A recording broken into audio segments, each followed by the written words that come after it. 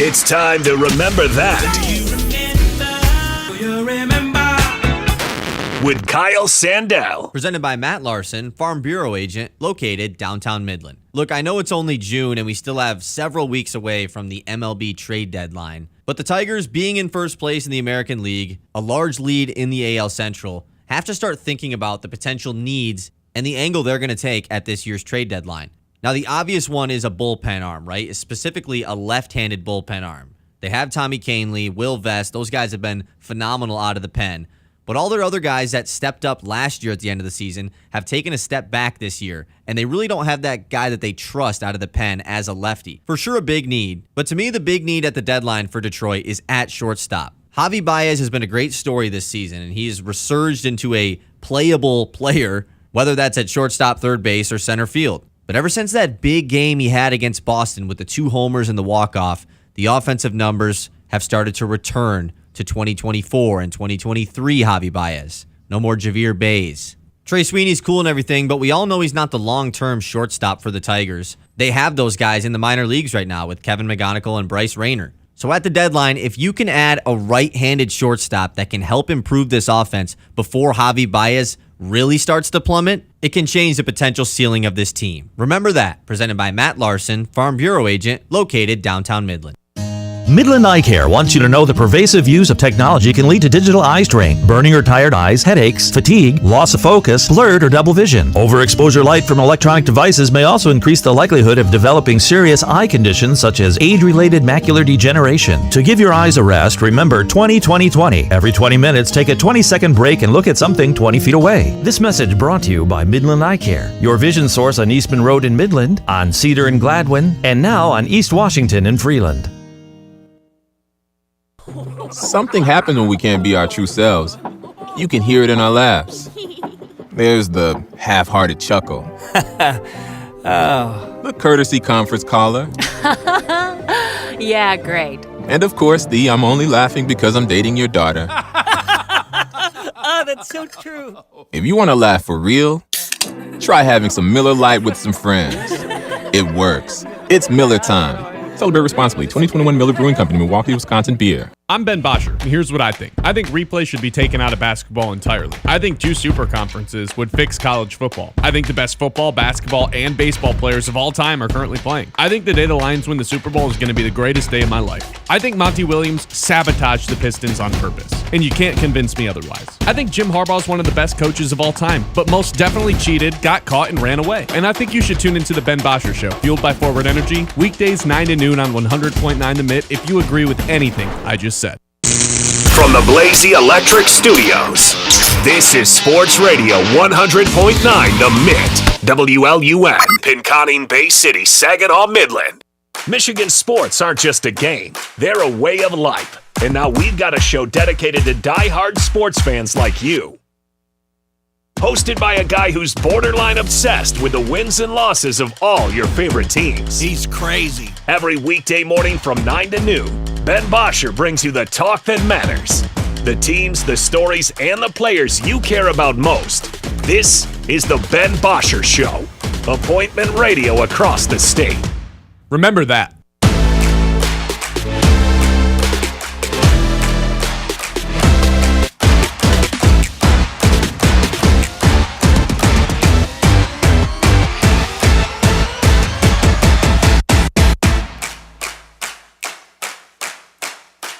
Hello, and welcome into the Ben Bosscher Show. Happy Tuesday to Michigan. Happy Tuesday to everyone out there listening, whether you're in your car in the Great Lakes Bay region or on YouTube or Facebook. We are live, as always, of course, and we've got a lot to get to today. Welcome in, once again, Ben Bosscher Show. Look, we've got a lot to get to today, including some comparisons with this Tigers team, with past Tigers teams. Obviously, 2012, they go to the World Series, and with the Tigers off yesterday, I just started wondering, because they weren't playing baseball, and I couldn't stop thinking about them. How does this team stack up against the 2012 team that ended up going to the World Series? So I ended up comparing some of those. We're going to get into that in just a little bit. We've got a Lions thing later, because there is a Detroit Lion out there, made a public appearance last night, a former Detroit Lion, I guess I should say, that made a public appearance and had some comments to say about the Detroit Lions. So we'll get to that later on in the 10 o'clock hour. But before we get to any of that, I just want to spend 5 minutes talking about what I think could have been a top 5 craziest, greatest, best catch of all time yesterday. Denzel Clarke. Kyle, can you put the video up for the people on YouTube? Yeah. Denzel Clarke for not the Oakland A's, just the A's, makes one of the most immaculate, one of the most difficult, one of the most insane catches I've ever seen on a baseball field, on a football field. It doesn't matter. I started rattling through in my head, hey, what are the greatest catches of all time? And obviously, immaculate reception pops up, helmet catch pops up, the Willie Mays catch pops up, and of course, the Odell Beckham Jr. One-handed catch pops up. But this, you're watching it. If you're watching on YouTube, you can see it right now. The play that Denzel Clarke made yesterday in left field was one of the most nuts things I've ever seen. You can see the Angels player who hit it and got his home run robbed, just shocked. Everyone is in denial that this is even possible for him to be able to come down with this ball and snag it and take this home run away. Not only does he rob a home run, he climbs the wall and essentially leaps over the wall, sits on top of the wall for a moment, and then comes back down with the ball. I've never seen anything like this, Kyle, and I'm willing to put this in the conversation of, I know this doesn't have like the postseason implications like the helmet catch did in the Super Bowl, like the immaculate reception did in the divisional round, Steelers versus Oakland way back in the day. But just in terms of degree of difficulty, that was one of the craziest things I had seen on a baseball field or a football field in a really long time. Wow, so you're going just greatest catch ever, not even one of them in Major League Baseball, no. Just catch in general. Wow. I mean, baseball-wise, this has got to be one of the best of all time. And I know there's probably some that we're forgetting about, but, I mean, that is just an absurd play. Clarke has made some crazy plays already in the outfield this year, but that one, I mean, that was several feet beyond the wall. Like, just the craziest play ever. He climbed the wall, sat on top of the wall, and made the catch, basically balancing his stomach on the wall.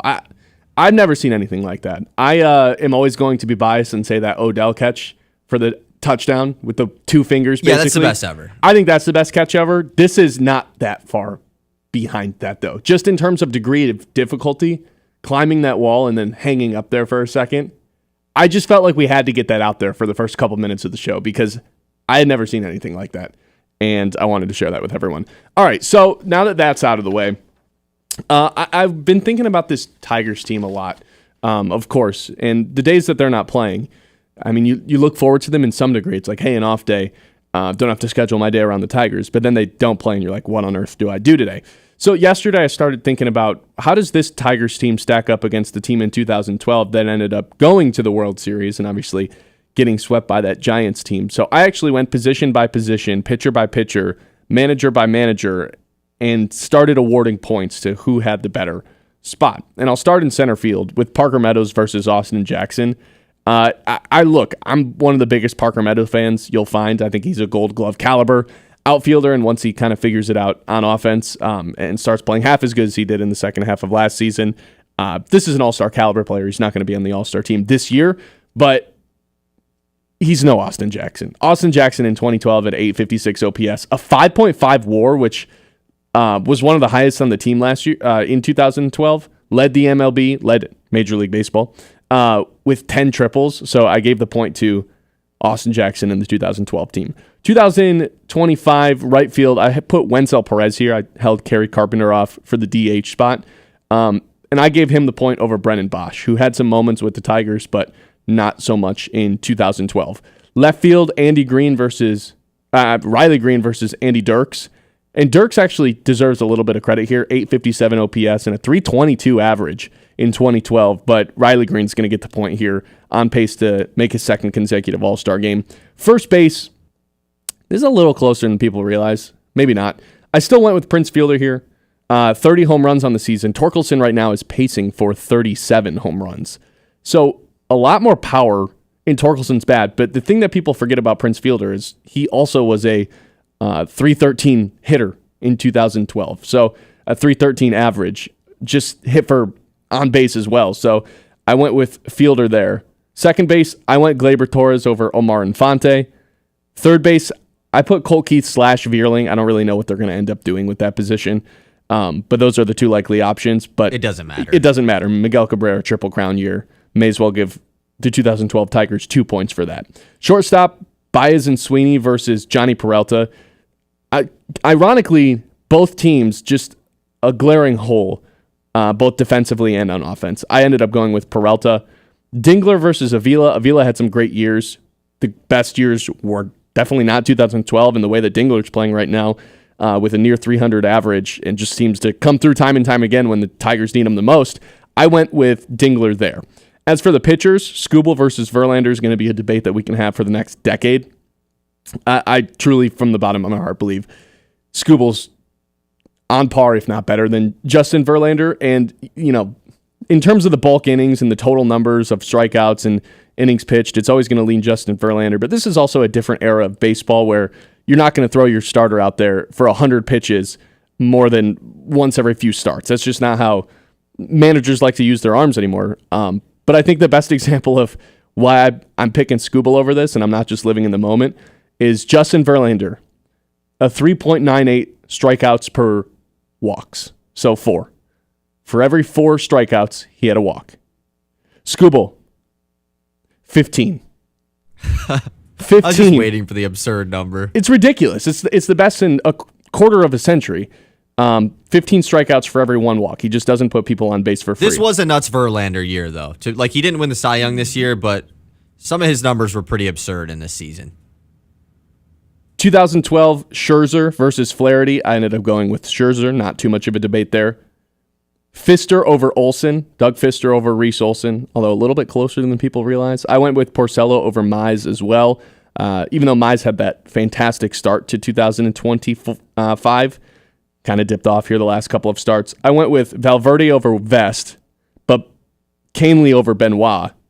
And then I went with Hinch over Leland because Leland had the luxury of kind of just putting together the best lineup every day. It was consistent. You kind of knew what you were going to get. You didn't have to go check the lineup card a few hours before the game to see what kind of lineup was going to get thrown out there. Hinch is surgical with this, and I think I've talked about this enough to where he's always thinking 2 steps ahead. He's playing chess, not checkers. I think his imprint is on the game more than I've ever seen a manager, be able to make an impact on a baseball game. So I went with Hinch there. And then I forgot DH, which obviously Kerry Bonds is going to get that over Delman Young. So you add that all up, 16 total points to be awarded.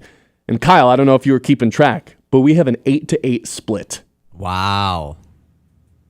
I'm having a hard time picking which team is better because when I started doing this in my head, it was, this is no brainer. This is going to be the 2012 Tigers. There's just too much offense on that team, especially when you take into consideration the starting, rotation. But once you get into the depth pieces like right field, like second base, like catcher even, like some of these guys in the back end of the bullpen, DH, because remember 2012, the Tigers did not have Victor Martinez. The Tigers end up getting a lot more points because of the depth. And that blew my mind that when we added up the totals, or when I added up the totals at the end of this thing, it ended up being tied 8-8. I guess I'm sitting here right now wondering, can this team, this 2025 Tigers team,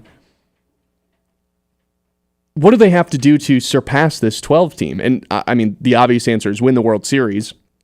I'm starting to feel like that's more and more possible. And even if they don't, say they do exactly what the 12 team did, make it to the World Series and lose, there's a real life argument right now that this Tigers team can actually go toe-to-toe with that 2012 team. Would I pick the current team in a 7-game series? Probably not because of the Miguel Cabrera Prince Fielder aspect of it. But the depth is what comes into play here for this 2025 team that has just got off to this incredibly hot start and has not looked back. I think the important part to remember here is the 2013 Tigers are definitely the better team, but the 2012 Tigers obviously are the one you remember because they go to the World Series. Mm-hmm. But at this point, on June 10th in 2012, the Tigers' record was 28-32. This team was below 500 at the time, whereas currently, obviously, the Tigers in 2025 are the best team in Major League Baseball. Much different teams. It's kind of fitting that it is an even split there at 8 apiece because, as you mentioned, the depth is just way different with this team. Not really star players on this team, whereas that team has 2 Silver Sluggers, Verlander runner-up for Cy Young with Scherzer as his co-part. So I still would lean 2012 Tigers, even though at this point in the season, this version is way better. I think I'm with you. It's just like the mental hurdle of picking anyone against that 2012 team. It's there, especially when, you still have to let this postseason play out. But even just doing this exercise, I think ends up showing you how much closer it is than you even recognize, like, going into it. Because again, I was like, this is probably going to be 12 by a handful of points here, and you add up the totals, and it's like, 8 apiece. And again, I'd probably end up picking the 2012 team if I had to. But it is a lot closer than people realize. A duo of Cabrera and Verlander, it's hard to pick against that. I know it's a full team and everything, but... And if we were doing 2013, it probably would... Kerry Bonds versus Victor Martinez probably, that's going to be a pretty... Right. Torrey Hunter comes into play. Yeah, like the 2000, they get better. Has a much better year. It's just a matter of Papa Grande exists and broke the Tigers' heart in the postseason. 989-837-6125. I want to hear what other people have to say about this. Is it the 2012 Tigers? Is it the 2025 Tigers? Who would you be picking to have some more success here in 2025? I guess if they went up toe-to-toe with each other in a series, who would you be picking, 2025 or 2012? We've still got a lot to get to today. The Pistons, I'm going to bring them up because more than one person in the national media is directing Kevin Durant to the Pistons, is guiding that to happen and making topics out of it. I'll tell you why that's probably one of the dumbest things I've heard in the past couple of weeks. Again, there was a Lion that made a public appearance last night who had some things to say about rejoining this Lions team, so we'll get to that in a little bit.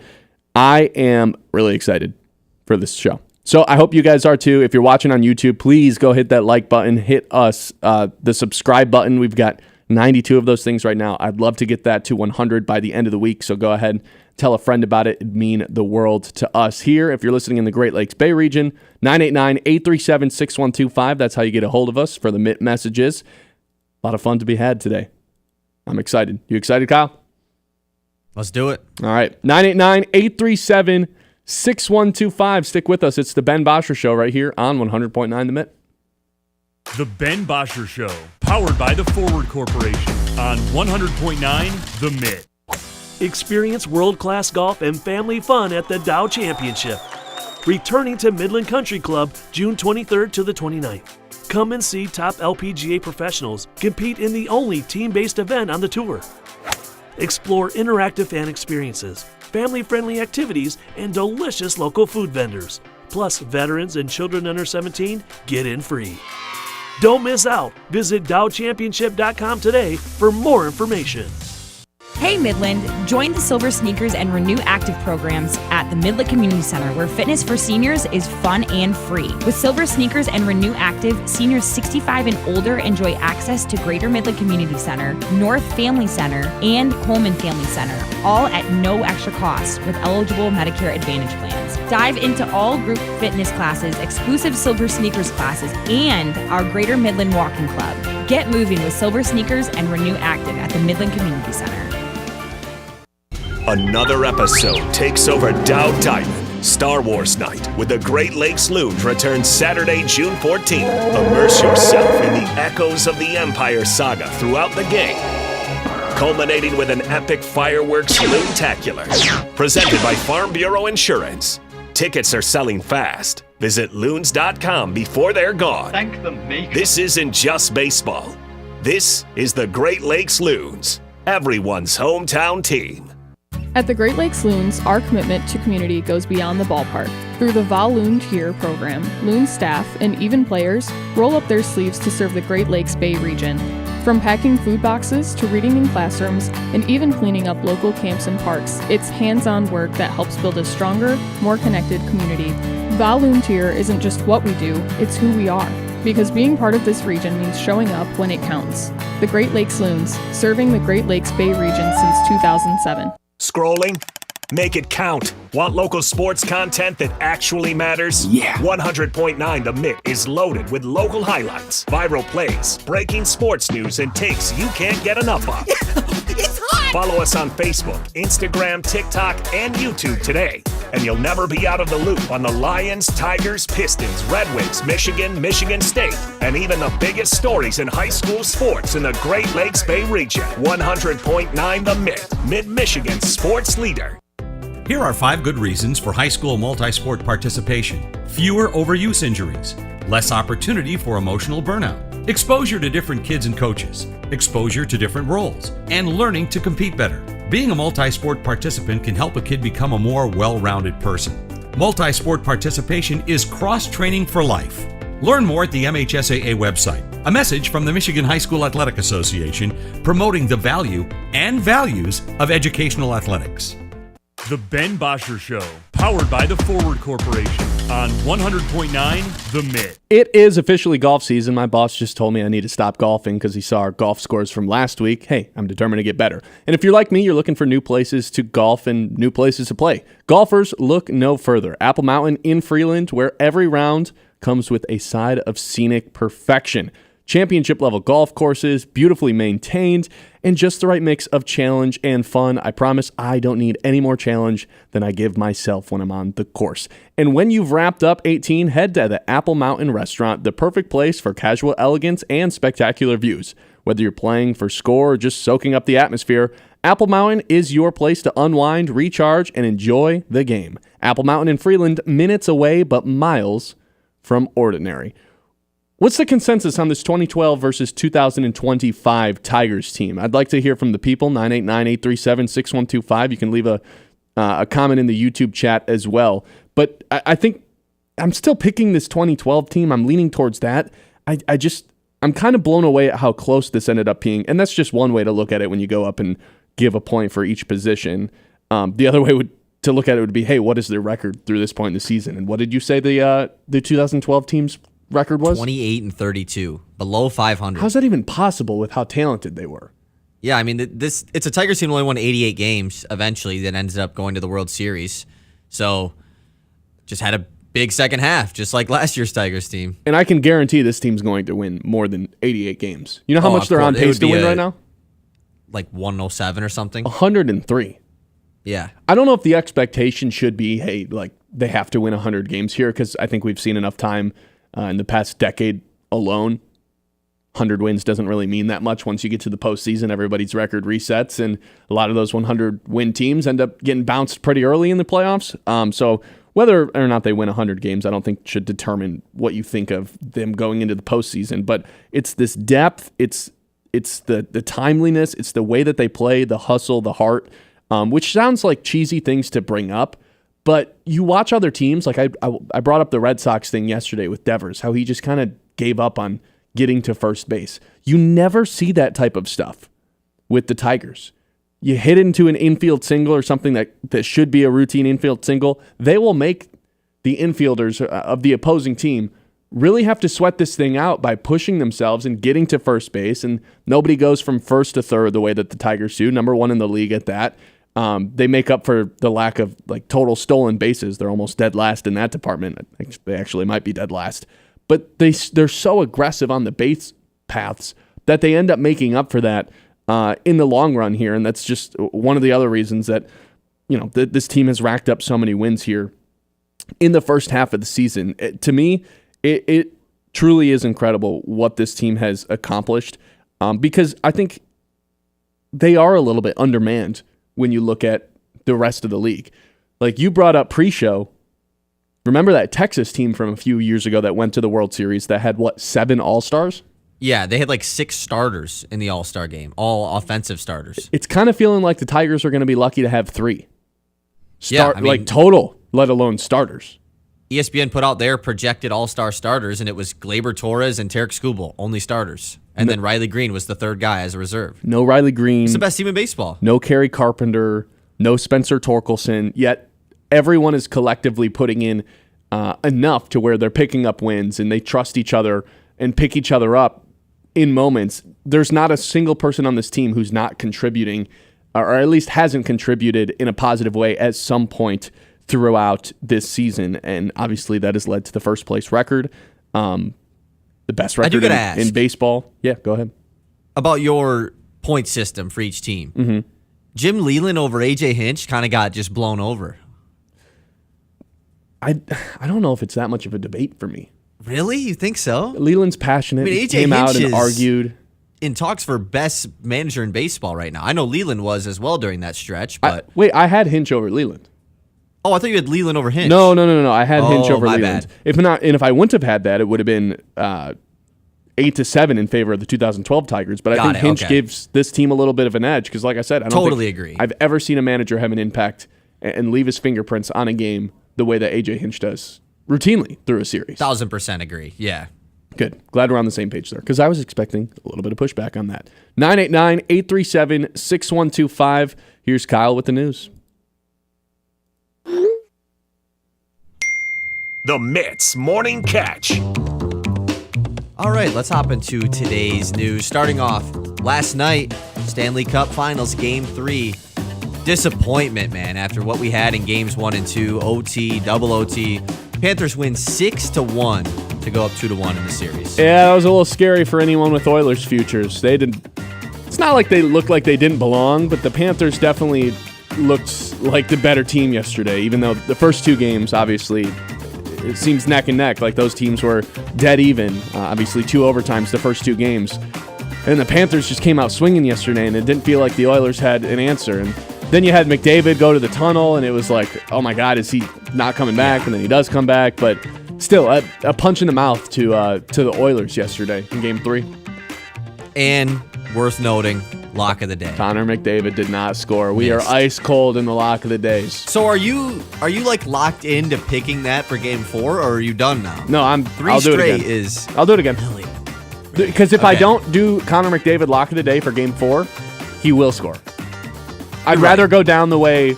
I'd rather go down with the ship. Tough. I'd rather go down with the ship. I would move off if I were you. Nope. Okay.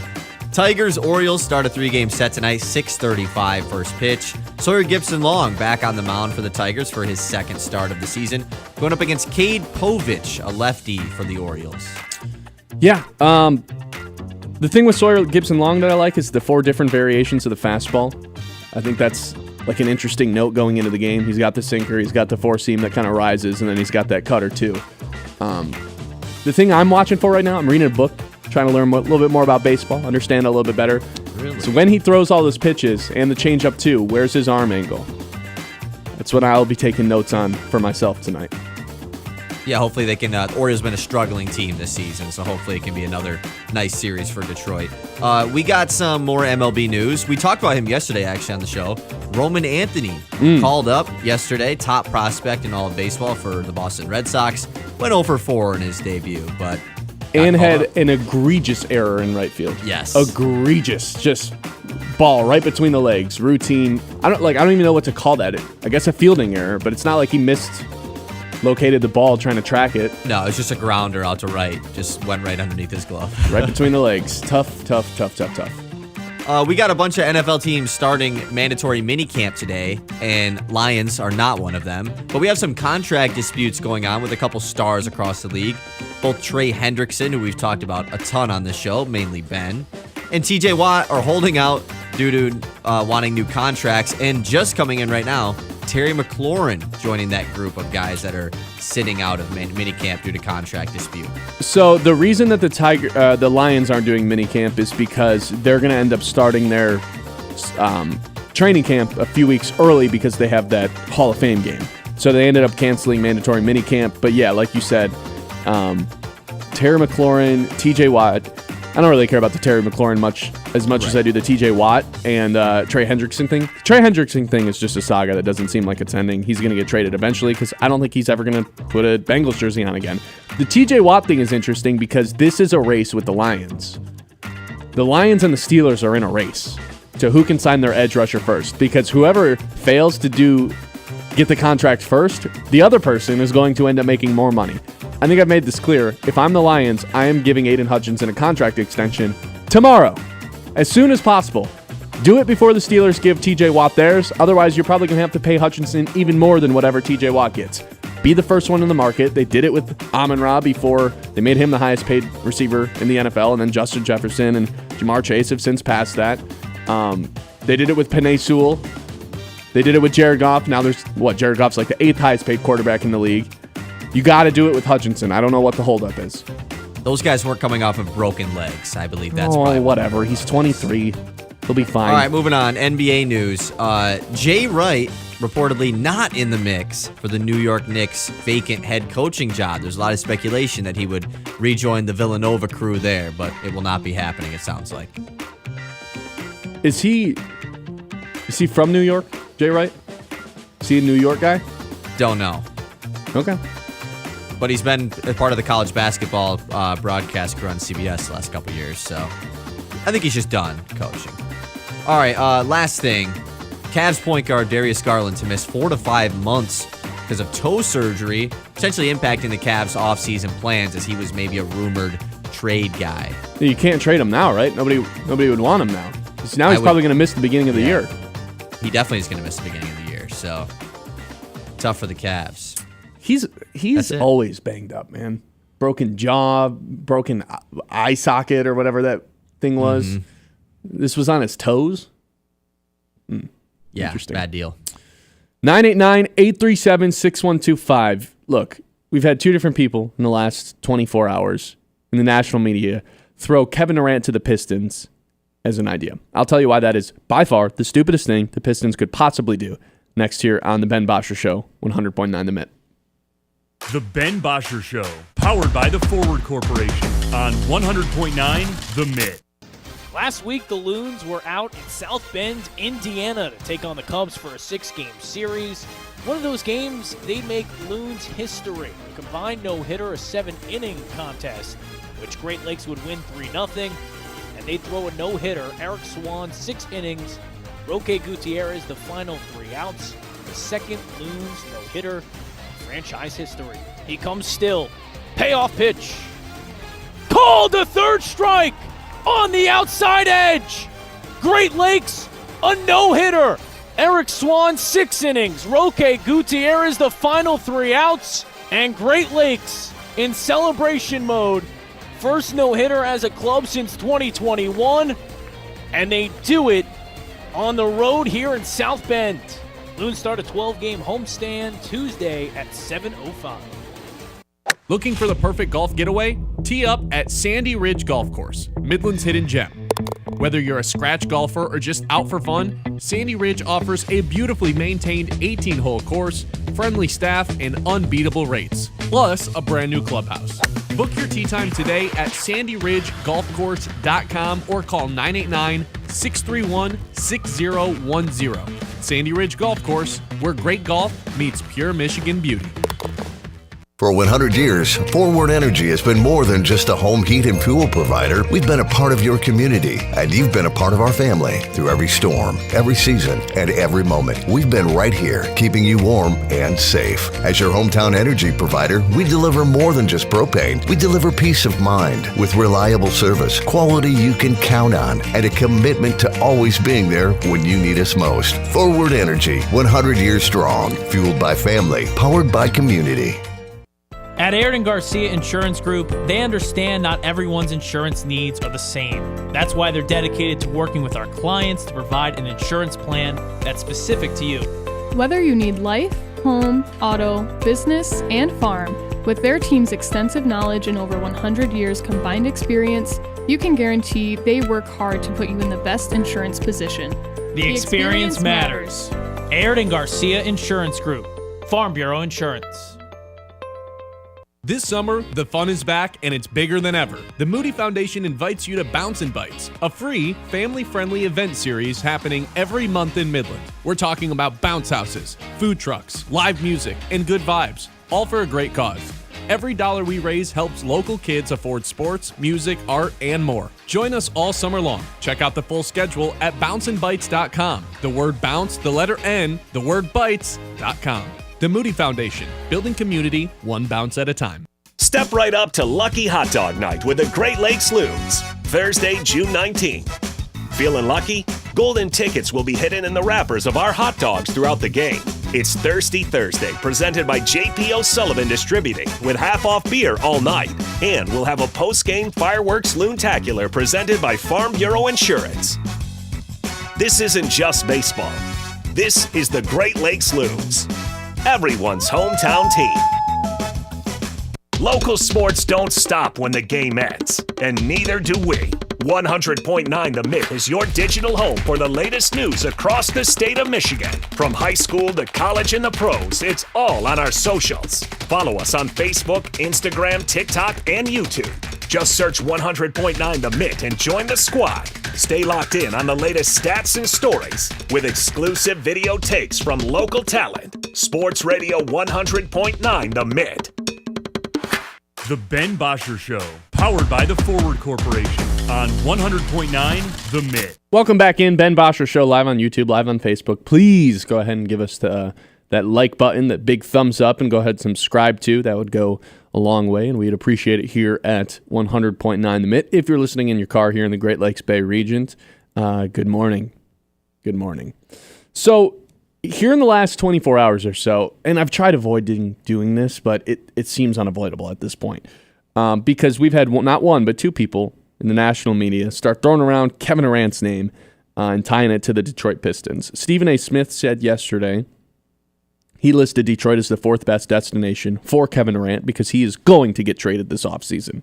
Zach Lowe of The Ringer put out Tobias Harris, Isaiah Stewart, Jaden Ivey, and a future first-round pick for Kevin Durant, which on the surface, not a whole lot to give up.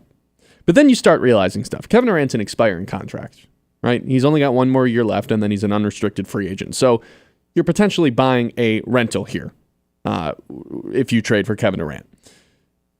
You also have to recognize this guy's about to be 37 by the time the season starts next year. And he hasn't made it out of the second round this decade.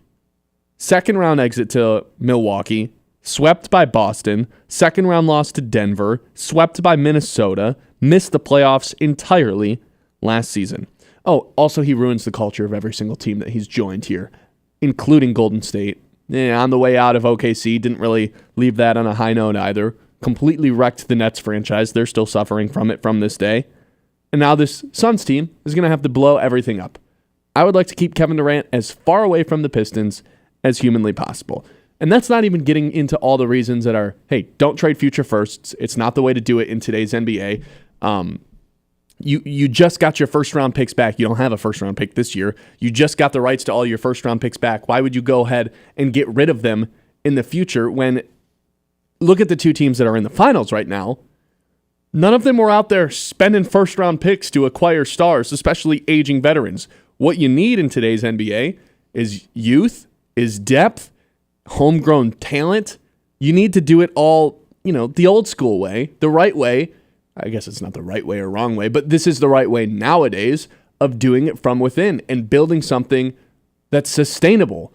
When you try to take shortcuts in the NBA, often it backfires on you, and especially under these new collective bargaining agreements where it's just impossible to build these super teams. This, I think, would be detrimental to the future of the Pistons.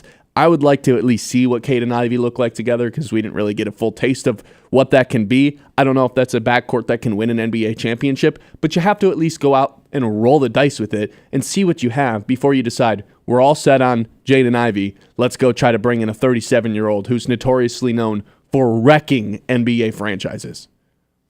If this was a package, the same exact deal for a guy that wasn't 37 and at a similar level to KD, I think I'd be all in on it, honestly. But Kevin Durant being 37, like you mentioned, due for a new contract, there's so many different factors that come into play with KD. He's not the player he once was as far as taking teams deep playoff runs like you just mentioned. One of my favorite players ever. I love KD, love watching him play, but it's just not the move that the Pistons need to make. I will say I'm not nearly as high on Ivy as some, but it does feel irresponsible to move him now, coming off of the season-ending injury. And like you said, not knowing really how his true fit is with Cade, because after he got hurt, that's when the Pistons went on their big run. So I'm with you on this. It seems irresponsible to trade Ivy. It also seems irresponsible to give up a future first for a guy who's going to be 37 and has 1 year left on his contract. So there's always the chance he goes and signs wherever he wants the following season, and congratulations, you just moved off of Jaden Ivey and a first-round pick, and Isaiah Stewart, who, is one of the best rim protectors in the NBA at the end of the day. You moved off all of that for one 37-year-old who's not only wrecked NBA franchises, not only has had very minimal success, if any, in the playoffs for the past 5 years, also just doesn't really stay on the court. Isn't healthy all that often. And that's part of, being 37 years old. I'm not saying I'm not out here killing KD for not staying on the court. That's just kind of the deal when you're that old and have been playing for that long. The Pistons shouldn't be training 3 players who are consistently in the rotation, especially Stu, who brings so much intensity defensively too. I mean, how long did we sit here and wonder whether or not the Pistons could have beaten the Knicks if they were to have had Isaiah Stewart? Right. I still think about it.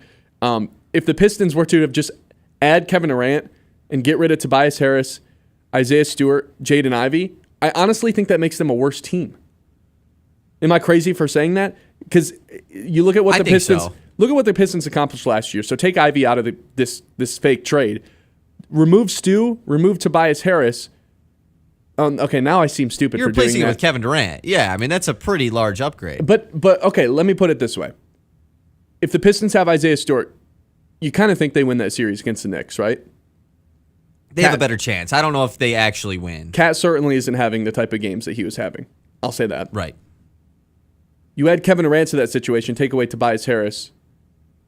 Yeah, they're better, without question. But Tobias Harris also had the best plus minus on the team throughout the playoffs. Okay, I don't think about to do Tobias, I'm just KD. bringing. No. I'm not trying to compare them. Obviously, that makes him better. But the 3 assets plus the future first, I'd rather just have the depth in the young guys and try and roll the dice and let them develop than add someone like Kevin Durant and kill your depth to where now you don't have really any guys coming off the bench that are impactful. And that was the best thing the Pistons had going for them last year when it was, even without Stu, it was, well, Ron Holland kind of got worked out of the rotation, but you expect him to take a step up. But look at the bench. It's Malik Beasley. It's Dennis Schroeder. It should have been Stu. And that was without Ivy, too. This team is deep going into next year, and I know everyone's looking around the Eastern Conference hey, let's go capitalize. Go try to make a Giannis trade. Go try to bring KD in the building, and let's go win the East now. The depth, I think, is more important, and that's what the Pacers have shown throughout these playoffs. If you can re-sign Schroeder and Beasley and Tim Hardaway Jr., or 2 of the 3 of those guys, you're going to have one of the more deeper teams in the conference. So why go trade for a Kevin Durant? I mean, the Pacers have shown that depth is important, but the Pacers also shown that they made the big trade to go get Pascal Siakam when he was on an expiring contract. And then they extended him right away. I mean, I know the homegrown thing is the point you're taking. The Pacers are not homegrown. No, they're not. Their depth guys are homegrown. And the East being wide open, that is the argument to make a big trade if you're the Pistons. I don't necessarily agree. I would sure love to use the Tobias Harris money to make a trade because after he expires next season, that money just disappears because it's going to be scattered along to the young guys that need to be paid. So I would love to use that contract to make a trade. Not to Kevin Durant, but at the end of the day, the East is wide open next year, and the Pistons do have a chance to upgrade this offseason. Pascal Siakam got moved for 2 2024 first-round picks. They were both bad, too, late bad first. And the best player there was 3 players. The best of them was Bruce Brown. The Pistons would be giving up substantially more for Kevin Durant. For sure, yeah. Who's a lot older. Obviously older. Is he better than Pascal Siakam right now? Yes, he is. Is that definitive? The Eastern Conference Finals MVP. Yes, he is better than Pascal Siakam. I don't know, man. I'm not a Kevin Durant guy. He is, dude. I'm really not a Kevin Durant guy. I'm sure I'll get some backlash. He's for that, worse than Siakam. He's 30. His team just missed the playoffs entirely. So Kevin Durant's not even a top 25 player? Because I know you don't think Siakam's a top 25 player. The team built around Kevin Durant just missed the playoffs entirely when they had another alleged top 20 player of all in the league too in Devin Booker. How can you have 2 top 20 players and not make the playoffs? Because look at the rest of that team. They don't have any depth. Right? Exactly. Right? What does that have why to do would the Pistons give up all their depth for getting Kevin Durant? Now I'm doing something else. So why would the Pistons give up all their depth to bring in someone like Kevin Durant? One, they're not giving up all their depth. They would still have a decent amount of depth. I'm not agreeing with this trade, but Kevin Durant is still a really good player. But is he That's reliable? why you're giving up so much to get him. He's a really good player theoretically. Is he reliable? Does he stay on the court? Does he ruin cultures? The answer is no and yes. Right. Does he mess up team chemistry? Does he get coaches fired? Yes. Everywhere he goes, he plagues a city. He plagues a franchise. And maybe this is a little bit harsh, but odds are he's not going to hear this, so I guess I don't really care. Kevin Durant is a walking plague. He shows up places and sets the place back. I mean, I know he won rings with Golden State, and then he goes to Brooklyn, sets them back, goes to Phoenix and sets them back. It hasn't worked out for Kevin Durant. I don't know why any Pistons fan would be like, you know what, let's bring in Kevin Durant. This is sure to go well. He's 37. It's not going to go well. Right. I'm not willing to give up Ivy and picks for that. It's not nearly as much as Phoenix gave up to get him. That's for sure. You know, like that is the argument. This really isn't that big of a package. The Pistons were better without Ivy. So I'm not saying that Ivy sucks, but they saw how it worked without him. Yeah, but it's not that much. It's really not that much you're giving up. I'm viewing the Ivy addition as like their move of the offseason. That's how I'm justifying not making a big move. That's fair. And then bringing back their guys. Yeah, they have the same team. They get to add someone with, I don't want to say like all-star potential, but you took him 4th overall with that idea. The real argument for doing this trade is you don't want to pay Ivy. You're committed to not giving him the $30+ million that he will eventually get. But you want to bring in Kevin Durant and pay him for just a year? Well, they would extend him if they're going to trade for him. If he wants to be here. And just based on history, he wears the Tigers hats in the post game a lot. So just based on history, he gets to places and then decides he's unhappy pretty quickly. Good thing he's 37, and he's probably only got a couple years to make that decision. You don't think he's playing you don't think he's doing the LeBron route, playing forever? Yeah, no, I don't think so. All right, let me tell you about Scott Family Dental. Bright smiles start at Scott Family Dental, where comfort, care, and clean teeth come standard. Locally owned by Daniel Scott, a native of the Great Lakes Bay region, the business is family-focused. They treat patients of all ages like they're kids of their own. From routine checkups to whitening, crowns, and more, they've got the tools and gentle touch to keep your smile shining. Friendly staff, modern tech, and zero judgment, even if it's been a while since your last visit. So go ahead, show off those pearly whites. Scott Family Dental has your back and your teeth. Do you ever accidentally brush your teeth? I did this yesterday. Accidentally? What? I got home. I did 6 hours of radio yesterday, right? I get home. I'm so out of it. I go to the bathroom, and all of a sudden, like 90 seconds later, I'm brushing my teeth. Like, wait a minute. It's like 6 p.m. I haven't even made dinner yet. Why am I brushing my teeth? It's not a bad thing. No, I just thought of that. And then I was like, you know what? I'm going to tell the people about Scott Family Dental, and then I'm going to bring up that story. Love it. All right. There was a Detroit Lion who made a public appearance last night at an award show and had some things, former Detroit Lion, and had some things to say about the Lions and a possible reunion. That is next here. Ben Bosscher Show, 100.9 The Mitt. The Ben Bosscher Show, powered by the Forward Corporation on 100.9 The Mitt. I'm Sarah Stockford, host of 100.9 The Mitt Success Suite, a podcast highlighting the most inspiring female leaders across the Great Lakes Bay region. This month, we spoke with Mary Draves, former Dow executive and leader in the Midland community. I think as we get a little bit older, we start to care less about what other people think. That's really a great point, yeah. And so as I've gotten older, I think I've become way more comfortable in who I am, what I stand for. And, when you get to that point, all of a sudden, you become less apologetic about who you are. You also, you're like, hey, this is me, I'm cool with it. Yeah. And I think in my 20s versus maybe I'm in my 50s now, it's a very different person. And that's just really part of the continuum of growth. Yeah. Listen to the full interview with Lisa on YouTube at 100.9 The Mitt. Subscribe and hit the notification button to be alerted when new episodes drop. That's Success Suite with Sarah Stockford. Suit up, Sea Captain. At Dive and Glide in Midland, we've got all the gear you need to make a splash. Flippers that fit like a glove, masks that show you the underwater magic, and tanks ready to fuel your next adventure. Whether you're snorkeling the local lakes or dreaming of ocean depths, Dive and Glide has your back and your fins. Find us on Cambridge Street or swim over to diveandglideinc.com. Dive and Glide, making waves one splash at a time so you can dive deeper than ever before. Tired of floors that snore? Walls that whisper, meh.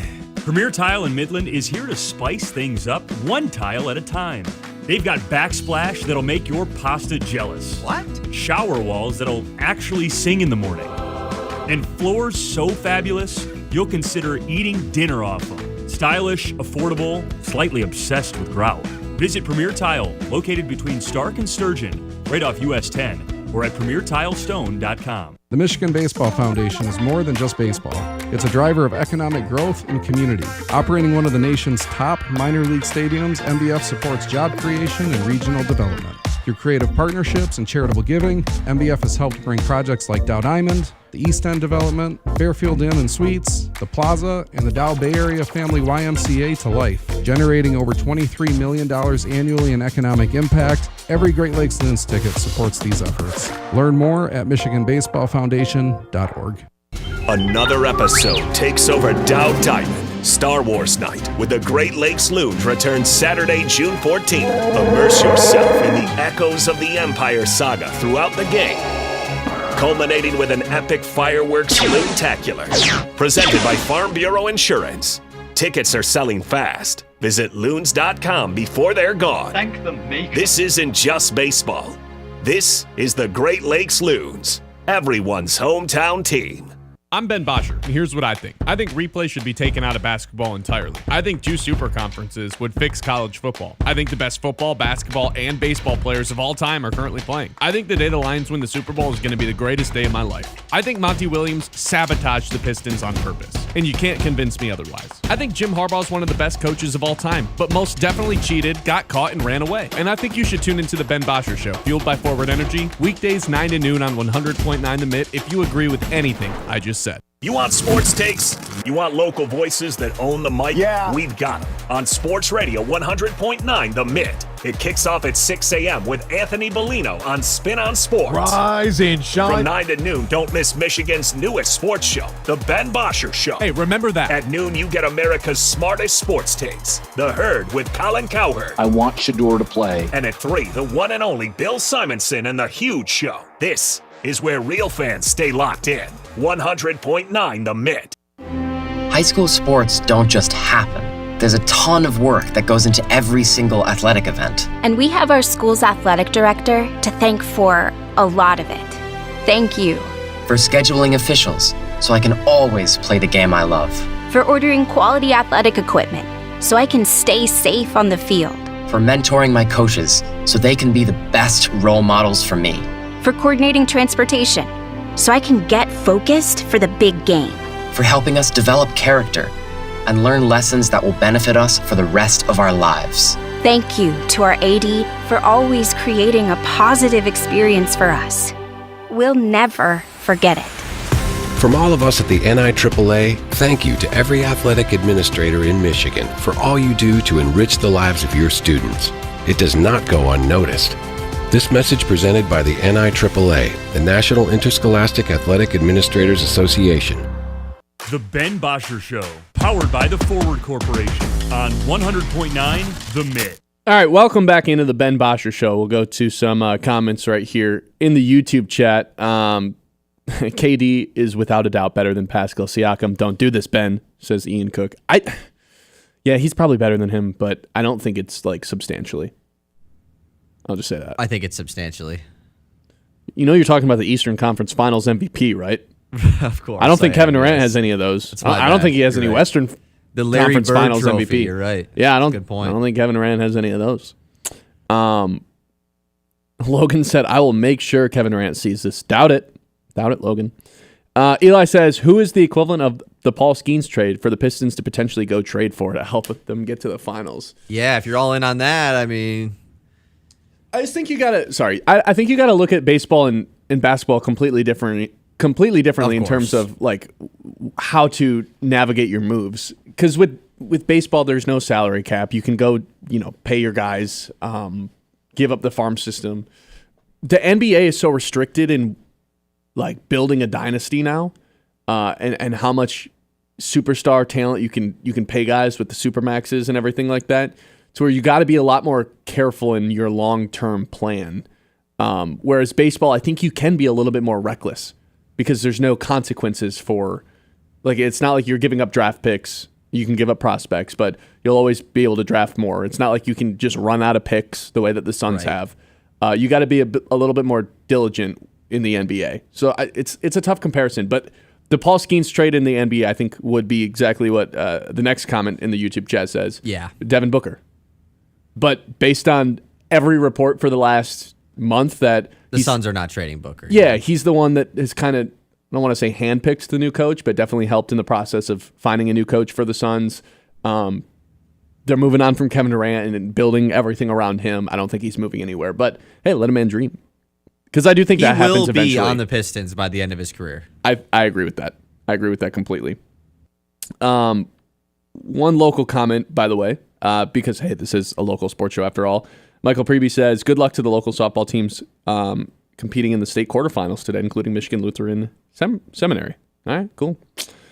All right, so yesterday at the BET Awards, Za'Darius Smith was spotted. And we actually wanted to do this regardless, and then I started looking into, just some Za'Darius Smith stuff, and turns out he was at the BET Awards, and not only at the BET Awards, but ended up making some public comments about the Detroit Lions as well, because Kyle and I were sitting here before the show like, why is Za'Darius Smith not a Lion yet? Why have the Lions not signed him? My obvious answer that popped into my head was, well, he just doesn't want to do the offseason stuff.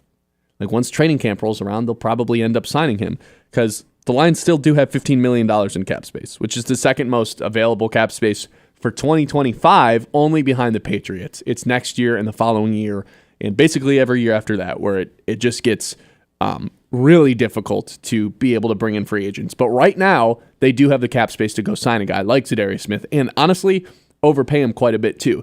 Za'Darius Smith yesterday told USA Today, we both know where I want to be. Hopefully I can get back to Detroit because the coaching staff and everybody in the front office are great. When I'm there, I feel like a leader. I feel like I can influence the young guys and do great things. Hopefully I get back to where I want to be in Detroit. That's very, very promising.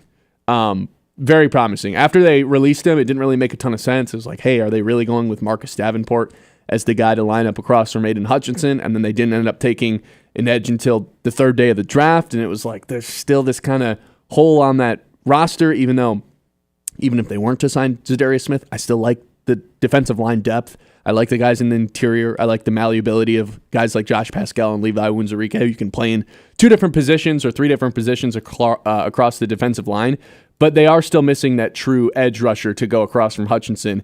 And those comments made me feel really good about Za'Darius Smith eventually being on the Lions again. It's just a matter of what that dollar value is, which, again, I don't think the Lions should really be that worried about, especially knowing they're going to get some money back from Frank Ragnow's retirement this season. I think he just doesn't want to be at camp, and they'll reach out to him a little bit later. But do you think him saying that, I mean, it seems like he wants to be on the Lions like right now, right? Seems like he wants to be at the BET Awards right now. That's a good point, yeah. I just wonder, well, the Lions having a shortened camp anyways, I wonder if it's more so on the Lions side of things rather than his, especially with those public comments. But either way, I think we all know how this ends. I would be shocked if he was in a different jersey than a Lions jersey come late July.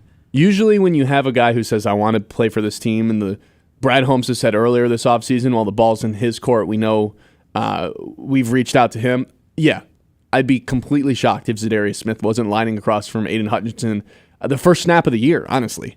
Like, right. he to me is an instant start over Marcus Davenport. And I guess, if they want to come out in a base package for the first play of the game and end up doing a little bit more run defense heavy, then yeah, maybe Za'Darius Smith isn't out there. But any third down, that was a guy who, even without Aiden Hutchinson, was making an impact on a weekly basis. And it slowed down a little bit. Right. Because they were asking him to do so much. With Hutch. So it's exciting to think about what that could be. Yeah. He's not a great run defender anymore. He's older. But if there's one thing he still does well, it is get after the quarterback. And to have, down the line, Hutchinson, McNeil, and Za'Darius Smith all on the same defensive line with DJ Reader in there or Josh Pascal fill in the blank in that fourth guy, that is a scary sight to see for all other quarterbacks in the NFL. I think that would, I don't know if it'd make me feel that much differently about the Lions bringing him in versus not bringing him in. I still feel like they're in that second tier of NFC teams, and we'll get to the Tuesday Tower a little bit later. That's a little preview for that. But adding another piece to the depth of it, adding just another guy of insurance, yeah, how can you not feel a little bit better about that? Because they have to go sign someone eventually to fill that spot. Because I don't think they can rely on Hassanin, the rookie, all that much this season. It seems like a developmental year for them. 989-837-6125. Look, here's what we've got coming up. We've still got I want to do another Lions conversation in the 10 o'clock hour. Who's not being talked about? We've got an around the league that I'm excited about. Should be pretty fun. We've got our Tuesday Tower, and we'll get back into that conversation with the Tigers 2012 versus 2025 a little bit later on in the show. 989-837-6125. Keep things rolling here. Ben Bosscher Show, hour number 2, coming up. The Ben Bosscher Show, powered by the Forward Corporation on 100.9 The Mitt.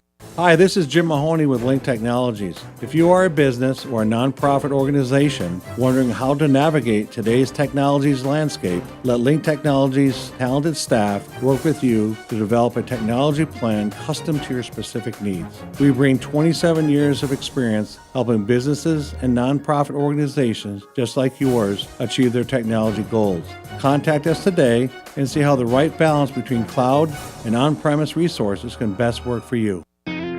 Celebrate Father's Day at Dow Diamond Sunday, June 15th. It starts with the Play Ball Weekend Kids Clinic presented by Central Michigan University. Make sure they're pre-registered at loons.com. After the game, step on the field for a special Father's Day catch, a memory that will last a lifetime. There's something for the whole family this Father's Day. This isn't just baseball. This is the Great Lakes Loons, everyone's hometown team. From Midland to Bay City, Saginaw to Sanford, from Frankenmuth, Freeland, and Hemlock to Auburn, Essexville, and Pinconning, 100.9 The Mitt is the heartbeat of the Great Lakes Bay region, and proud of it. We're your home for local sports, local stories, and local pride. Whether you're in Birch Run, Beaverton, Gladwin, Chesaning, or Coleman, football, basketball, hockey, Spartans, NFL, Loons, all right here. 100.9 The Mitt, Mid-Michigan's sports leader. This is more than just a lineup. It's a daily ritual for the die-hard Michigan sports fans. At 6 a.m., Anthony Bellino wakes up the state with Spin on Sports. I do not believe it. At 9, the Ben Bosscher Show is appointment listening hosted here in the Great Lakes Bay region. I would like to buy some Casey Mize stock. America's Best takes over at noon. The Herd with Colin Cowherd. Well, what about Patrick Mahomes? And at 3, Bill Simonson brings it home on The Huge Show. Sports Radio 100.9 The Mitt for the most passionate fans in Michigan. All right, folks, let's get started. Parents, thanks for coming. As many of you know, I'm Coach Mather. Tonight I want to talk about the season, of which I only have one expectation, that everybody gets stronger. When I say get stronger, I'm not referring solely to physical strength.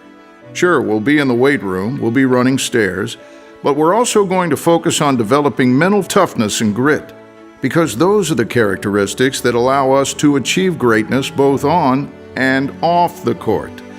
So, how do we develop those things? By getting comfortable with a challenge, by cultivating the confidence necessary to overcome adversity in all forms. That's why I coach. That's my purpose. Every member of this team can lean on me, and I'll teach them how they can lean on themselves and each other.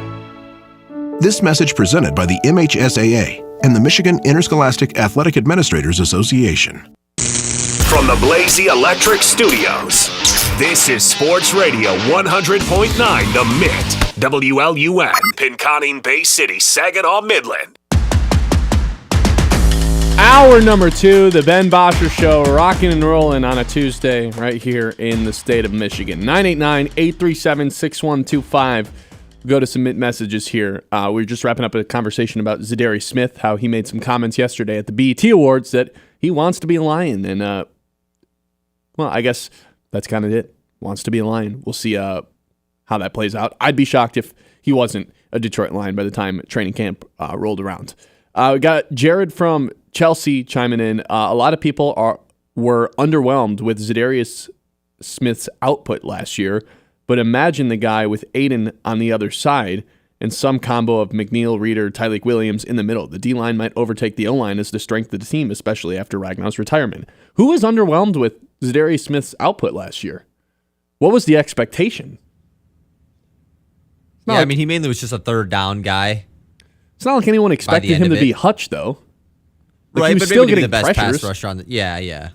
And I think that's all he was really brought in for. Is to go get pressures, and he was still getting those even at the end. When we talked about the D-line over the O-line thing, though. I think it's a good conversation. Yeah, I think the best strength on the team is the weapons, and after that, I would say defensive line. And it's been a conversation I still go here. defensive backs.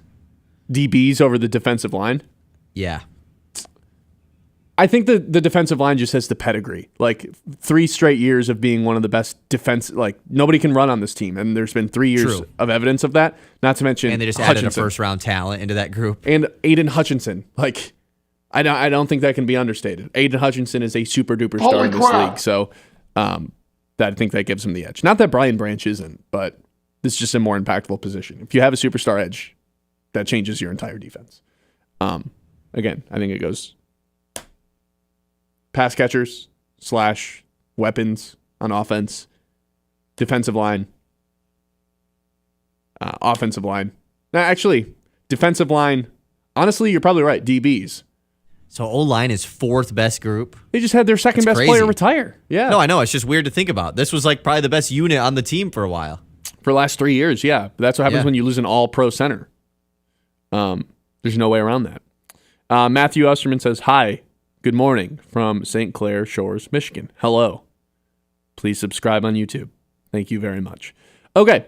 Who on the Lions, I mean, we just talked about Za'Darius Smith. He's not technically on the Lions, but who on the Lions do you think is not being discussed enough right now, Kyle? Because I think there's a couple different ways you can go, and this roster's so loaded to where someone's just going to get swept under the rug and not get talked about in the way that they would if they were on a different team. Because there's a lot of players on this team that could be the best or a top 3 player on most teams across the league. But there's so much talent on this Lions team that some of these guys that are the 10th, 11th, 12th best players on the team just kind of get forgotten about sometimes and not brought up into conversations when in reality there's, 8 blue chip players on this team. Right. 15 awesome, would start on most teams players on this team. Those are kind of just ballpark numbers that I'd have to go through and really do it. But who's not being discussed enough? I think the answer to this question for the last couple of years would have been Aleem McNeil. But he started to get recognition last year, and now that he's injured, kind of seems like the wrong answer here. And he got his contract. That's the big thing to me. Yes, good point. I'm not necessarily going to go with a depth guy where it's like he's the 10th or 11th best guy on the team. I just think this guy somewhat gets forgotten about as one of the superstars of the team / one of the best players on the team. I'm going with Brian Branch. And I think it's specifically because of the big year Kirby Joseph had, leading the league in interceptions, also got paid this offseason. He's been the headliner safety defensive back of this Lions group this season, deservingly so. But Brian Branch is still the best safety on this team and one of the best safeties in the league, one of the best defensive backs in the league. And maybe just hasn't gotten talked about it in that world. So I would go with Brian Branch. I think if Brian Branch can repeat what he did last year with a new defensive coordinator, suddenly he's starting to get recognized as like a whoa. It doesn't really matter who's calling plays defensively or what scheme they're running. He's a guy that's like a queen on a chessboard to where you can put him and line up in the box as a linebacker in a dime set. You can have him play nickel in a pinch. He did that as a rookie. You can have him just play one of the safety roles, which is what he mostly did last season. If you need to line him up man-to-man, he can do it. If you need to have him just play too deep safety, he can do it. If you need to play him as a corner in a real pinch, you could probably do that. Zone, man, it doesn't matter. Against the run, in the box, he's kind of just a guy that can do it all and just has such good instincts on the field. I love turning on some of his just highlights. It's ridiculous, some of the instincts. He's an unreal highlight tape. And for how far he fell in the draft, because hey, look at this 40 time. He has no wasted movement. That's the key and the difference between being able to run a fast 40 I always use this example, and I hate what happened to him in his career, but Henry Ruggs had the incredible 40 time, never really translated to the field because there's a difference between being fast and having football speed. And the football speed has to do with the zero wasted movement. And Brian Branch has no wasted movement. So fluid, and when he changes directions, reacts to things better than probably anybody else on the defense in the secondary. I like Brian Branch as an answer for that. I am going with another person in the Lions secondary. I'm going with Terrion Arnold.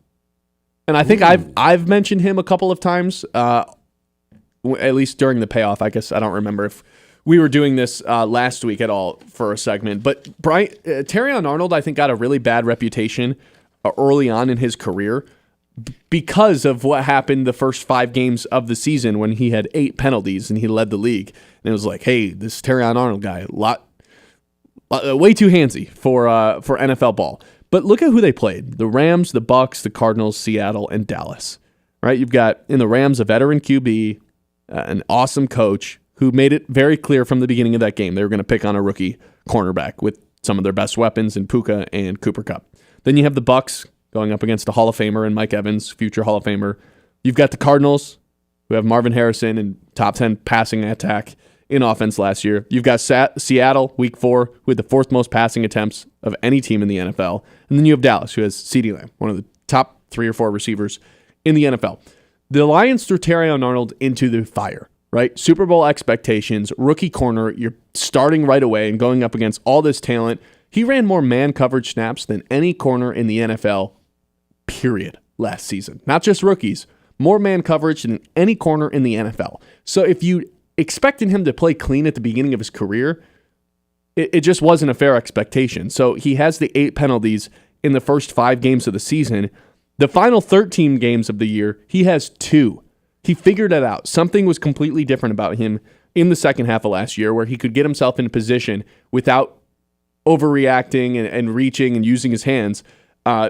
He's not going to get the recognition that like a star cornerback as a rookie would really earn, and I think that's because he ended the year with 0 interceptions. I don't think that's an accurate representation of like how good a corner is how many interceptions they have, especially when you have Kirby Joseph, who's lurking at all times. But he did have 8 pass breakups throughout the year as well. And I think the best game he played, ironically, and you could probably say that about a lot of different Lions, was against Minnesota in Week 18. 4 targets, 0 receptions. Sam Darnold had a 39.6 opponent QBR when targeting Terrion Arnold. He was a lockdown. And that was with Justin Jefferson on the field, who's, in my eyes, the best wide receiver in football. So I thought Terrion Arnold got significantly better throughout the season.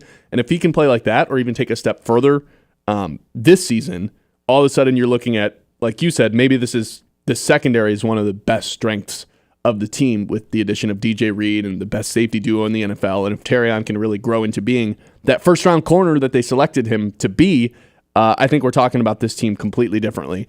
And I don't know if you read this piece on Terrion Arnold and his impact on some of the other guys in the secondary room, but DJ Reed said, yeah, Terrion Arnold was watching my film and gave me a couple tips. Like he was watching my film and said, hey, here's what you need to work on for the scheme that we've been running. This is a 22-year-old telling a veteran what he needs to work on. And it wasn't like a snarky way. Like DJ Reed was like, no, this was like fantastic. You don't see a lot of 22-year-olds with that type of leadership. But he does. And he was like, yeah, here's the things that I'm working on right now. Here's the things that you should be working on for this scheme specifically, which also tells us Calvin Shepard's probably running the exact same scheme as Aaron Glenn was.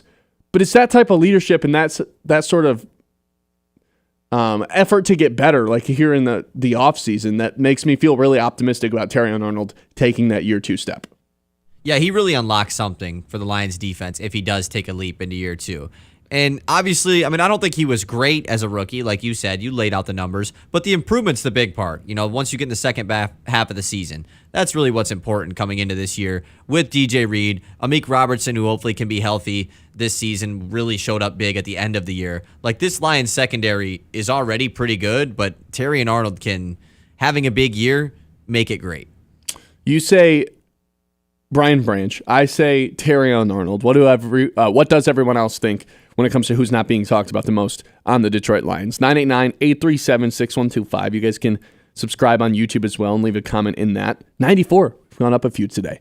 We're trying to get to 100 by the end of the week. I think we can do it. Let's do it. So tell a friend about it. If you haven't subscribed already, please do. It can go a really long way, especially early on here in the process of building something that I think is special here in the Great Lakes Bay region. 989-837-6125. We'll take a trip around the league next. It is the Ben Bosscher Show on 100.9 The Mitt. The Ben Bosscher Show, powered by the Forward Corporation on 100.9 The Mitt. Ace is the place with the helpful hardware, folks. Ace Hardware and Sports in downtown Midland has some extra savings for rewards members this month. Let's clean up that yard. Save $3 instantly on select Roundup and Ortho weed killers. Save $10 on 64-ounce spruce, weed, and grass killer. You know what season it is. Grilling season. Free assembly and delivery on grills, $399 and up from brands like Weber and Traeger. Need that deck touched up? Do it and save $10 instantly on a gallon of Cabot exterior stain. The new rebranded Matt Smith Modern Realty. Well, Matt Smith Outdoors was really reflective of how I started my real estate journey, taking my outdoor experience, moving that into the real estate space to help people buy and sell land. So many people in this region ended up calling me and wanting me to work with them to help them buy and sell homes. This new brand was more reflective of what I'm delivering to people in this region every day. Calling all royalty. Join the Great Lakes Loons for Princess Night, presented by High Country Jumpers. Saturday, June 21st. The Loons will take the field in magical Moana-inspired jerseys. Stick around after the game for a dazzling fireworks loontacular, presented by Farm Bureau Insurance. It's a night fit for the whole family. Tickets are selling fast. Visit loons.com before they're gone. This is the Great Lakes Loons, everyone's hometown team. Scrolling? Make it count. Want local sports content that actually matters? Yeah. 100.9 The Mitt is loaded with local highlights, viral plays, breaking sports news, and takes you can't get enough of.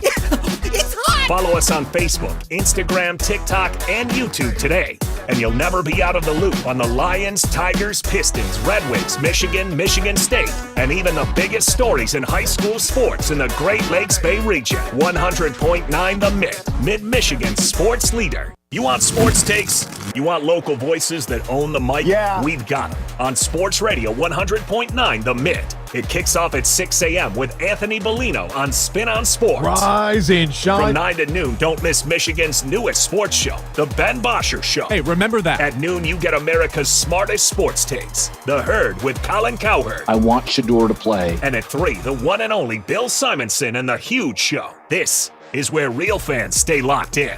100.9 The Mitt. Timeout. All right. Remember, we're a team that plays together. Listen, the winning will take care of itself. We just have to get everyone involved. In interscholastic sports, we celebrate what makes every one of us unique. And in the pursuit of a common goal, everyone in the huddle, in the bleachers, and in the community comes together. This message presented by the MHSAA and the Michigan Interscholastic Athletic Administrators Association. The Ben Bosscher Show, powered by the Forward Corporation on 100.9 The Mitt. 989-837-6125. That's the number to get a hold of us. The Mitt messages. We were talking about who's not being talked about enough on the Lions. And Jared on YouTube said, special teams not being discussed enough. The combo of Bates and Fox are great. Love how aggressive they are. Even though they aren't always needed. Yeah. I mean, Bates was money last year. Fox, the best punter in the game. Is he? There's a lot of punters getting extensions the last week. There is, yeah. It's like I don't know. It's like a renaissance. Everybody, punter payday. Yeah, this week has been punter payday. That's right.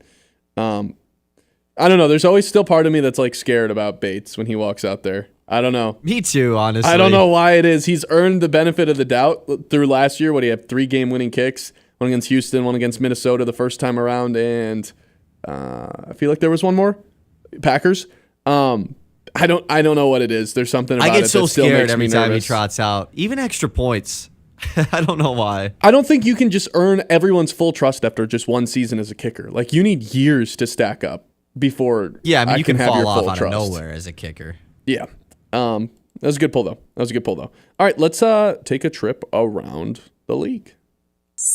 It's time to zoom out and go around the league. All right, what do you got cooked up for us today, Kyle? All right, we got a fun one today, Ben. We did the top 25 number 1 overall recruits since 2000 in college football. Today, we're just doing the top 25 programs since 2000 in an article that The Athletic put out. So this is college football top 25 programs. Can you try to guess in order? At least the top 10. Yeah. Okay. This is since 2000, right? Since 2000, yes. And this is taking in, win percentage, national titles, bowl wins, conference titles, everything. Bama's got to be 1, right? Bama is 2. Bama's 2? Bama's 2 with 6 national titles. That's the most, right? Of any team on there? I believe so. Who is ahead of them? Yeah, it's actually kind of crazy. I feel like it can't be Georgia, right? They have twice as many national titles as any other team. Okay, so I don't feel like Georgia, there's no way, is ahead of Bama. Georgia is number 4. Oh, okay. With 2 natties, all pretty recent. Is it Ohio State? Ohio State. The Michigan fans are not going to love that. Ohio State, number 1 with 3 national titles. They have the highest win percentage, and they've only had 1 losing season in the 2000s. That's why. Got to give it up for them.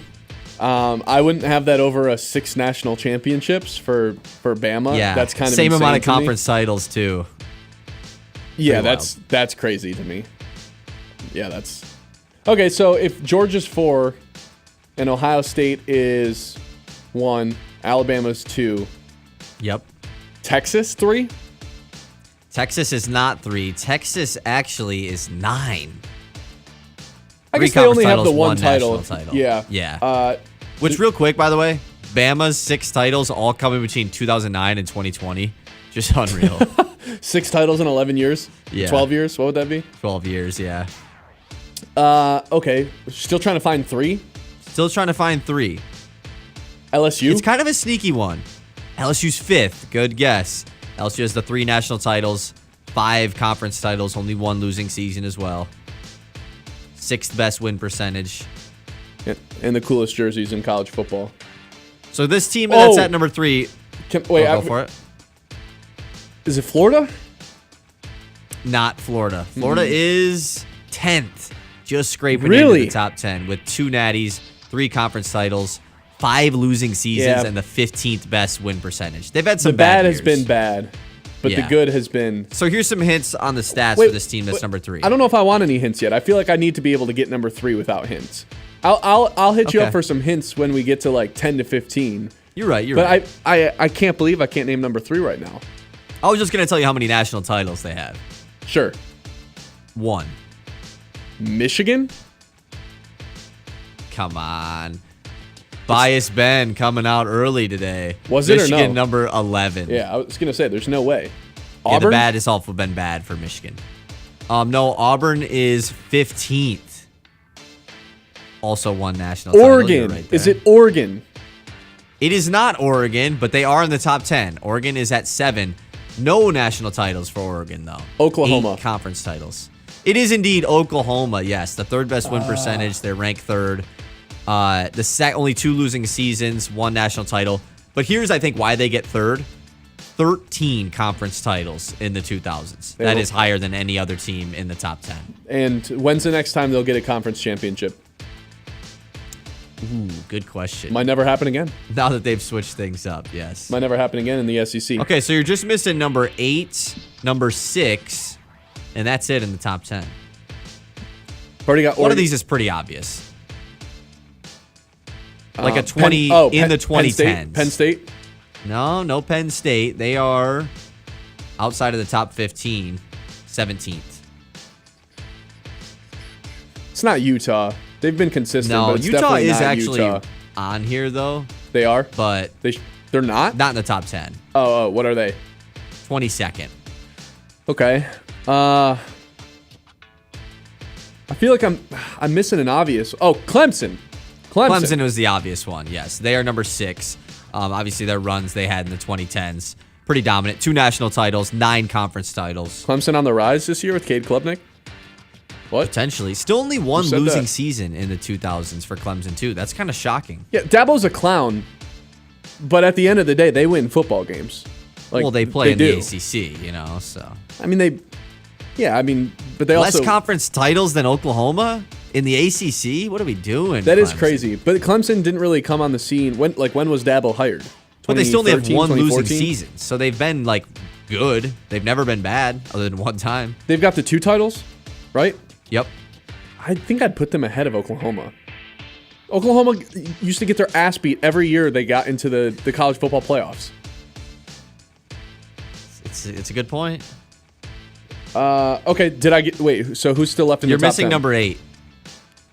Give me a conference. 2 national titles for this team. Oh. I don't want to give you a conference. All right, I'll tell you. They're a Big Ten team. I feel really stupid right now. Ohio State. 2 national titles, 7 conference titles, top 10 in win percentage, 3 losing seasons. This is a program that peaked in the early part of the 2000s, for sure. When I wasn't really watching college football? Yes, haven't really been that good in quite some time. Even though only 3 losing seasons. They're currently a Big Ten team, or they were a Big Ten team then? They currently are a Big Ten team. They have not always been a Big Ten team. Oh, USC. Yeah, that was kind of a big hint. USC, yes, 8th, with the 2 national titles obviously coming quite early into the 2000s. All right, so we got so run through the top 10 really quick, and then we'll see how much time we can get in to get the other ones. So 10 is Florida, 9 is Texas, 8 is USC, 7 is Oregon, 6 is Clemson, 5 LSU, 4 is Georgia, 3 is Oklahoma, 2 Bama, and number 1, the Ohio State University. Who wrote this? Did they go to Ohio State? Because I kind of refuse to believe Alabama shouldn't be number 1. Stuart Mandel wrote this. All right, I'm looking up where Stuart Mandel went to college. Hold on. All right, and you said I already got number 11? Yeah, it was Michigan. Where did Stuart Mandel go to college? You've gotten Auburn at 15. Oh my God! Guess where he's from? No way. Cincinnati, Ohio! That's ridiculous. Ohio sucks. He went to Northwestern, so he's a Big Ten guy, born in Cincinnati, Ohio. That was great. Phony list. Phony list. There's a specific school you haven't guessed on here, though, that's on here that you should get. Conference? What are they ranked? 25th. Michigan They're State? the first team on. Michigan State, baby. They made the list with just 2 conference titles and no natties. And the 38th best win percentage. I don't know how they made this. The 38th best win percentage. 38th best win percentage, the guy who wrote 10 this, losing seasons, too. Because the guy who wrote this is a Big Ten slappy. Clearly. They do have the 16th most top 10 wins. Maybe that's why. That's actually pretty impressive. The 16th. Yeah. Who are some schools that we haven't named yet? Because at this point I've lost the order. There's a really names of obvious schools. one at number 13. Prestigious program. No natties, though, in this since 2000. Here's the huge hint. A&M? 0 conference titles. A&M? Wisconsin? No. Wisconsin? No. Notre Dame. Oh, Notre Dame. Obviously, no conference titles because they don't belong to one. Wisconsin is on here. Wisconsin. 16th. Out there in the mansion. Somewhere in Wisconsin. Honestly, some of these, like Virginia Tech sneaks in at 18. Just been like a consistently solid program, I guess. Well, they were pretty good. They were pretty good before our time, early 2000s. 4 conference titles in the ACC. I'd rather have like Louisville in there. Louisville? Well, all they've done Virginia is produce Tech? What are we talking about? All they've done is produce Lamar and Teddy Bridgewater. Sounds better than anything Virginia Tech has done. They've had like 3 good seasons in the 2000s. I don't know. Virginia Tech was good. Like, we're going to get roasted in YouTube for this. Virginia Tech was good early 2000s. Sure. I don't know. Watching Heisman Lamar at Louisville was... TCU sneaks in at 19th. Oh, that's gross. Boise State. Oh, I lied. They are tied with Oklahoma for most conference titles at 13. That actually makes sense. Yeah. Iowa and Washington and Michigan State, bottom 3. All Big Ten teams sneaking in. Wisconsin didn't make the list? They did. They were like 18th. Oh, I was about to say they were like consistently playing higher than Penn State in the conference championship. And yeah, because of the stupid lost. I know. East versus West. Yeah, that was the legends and the leaders, right? Well, it was that, and then it got switched to East and West. Just got stupider and stupider and stupider as time went on. All right, I like that.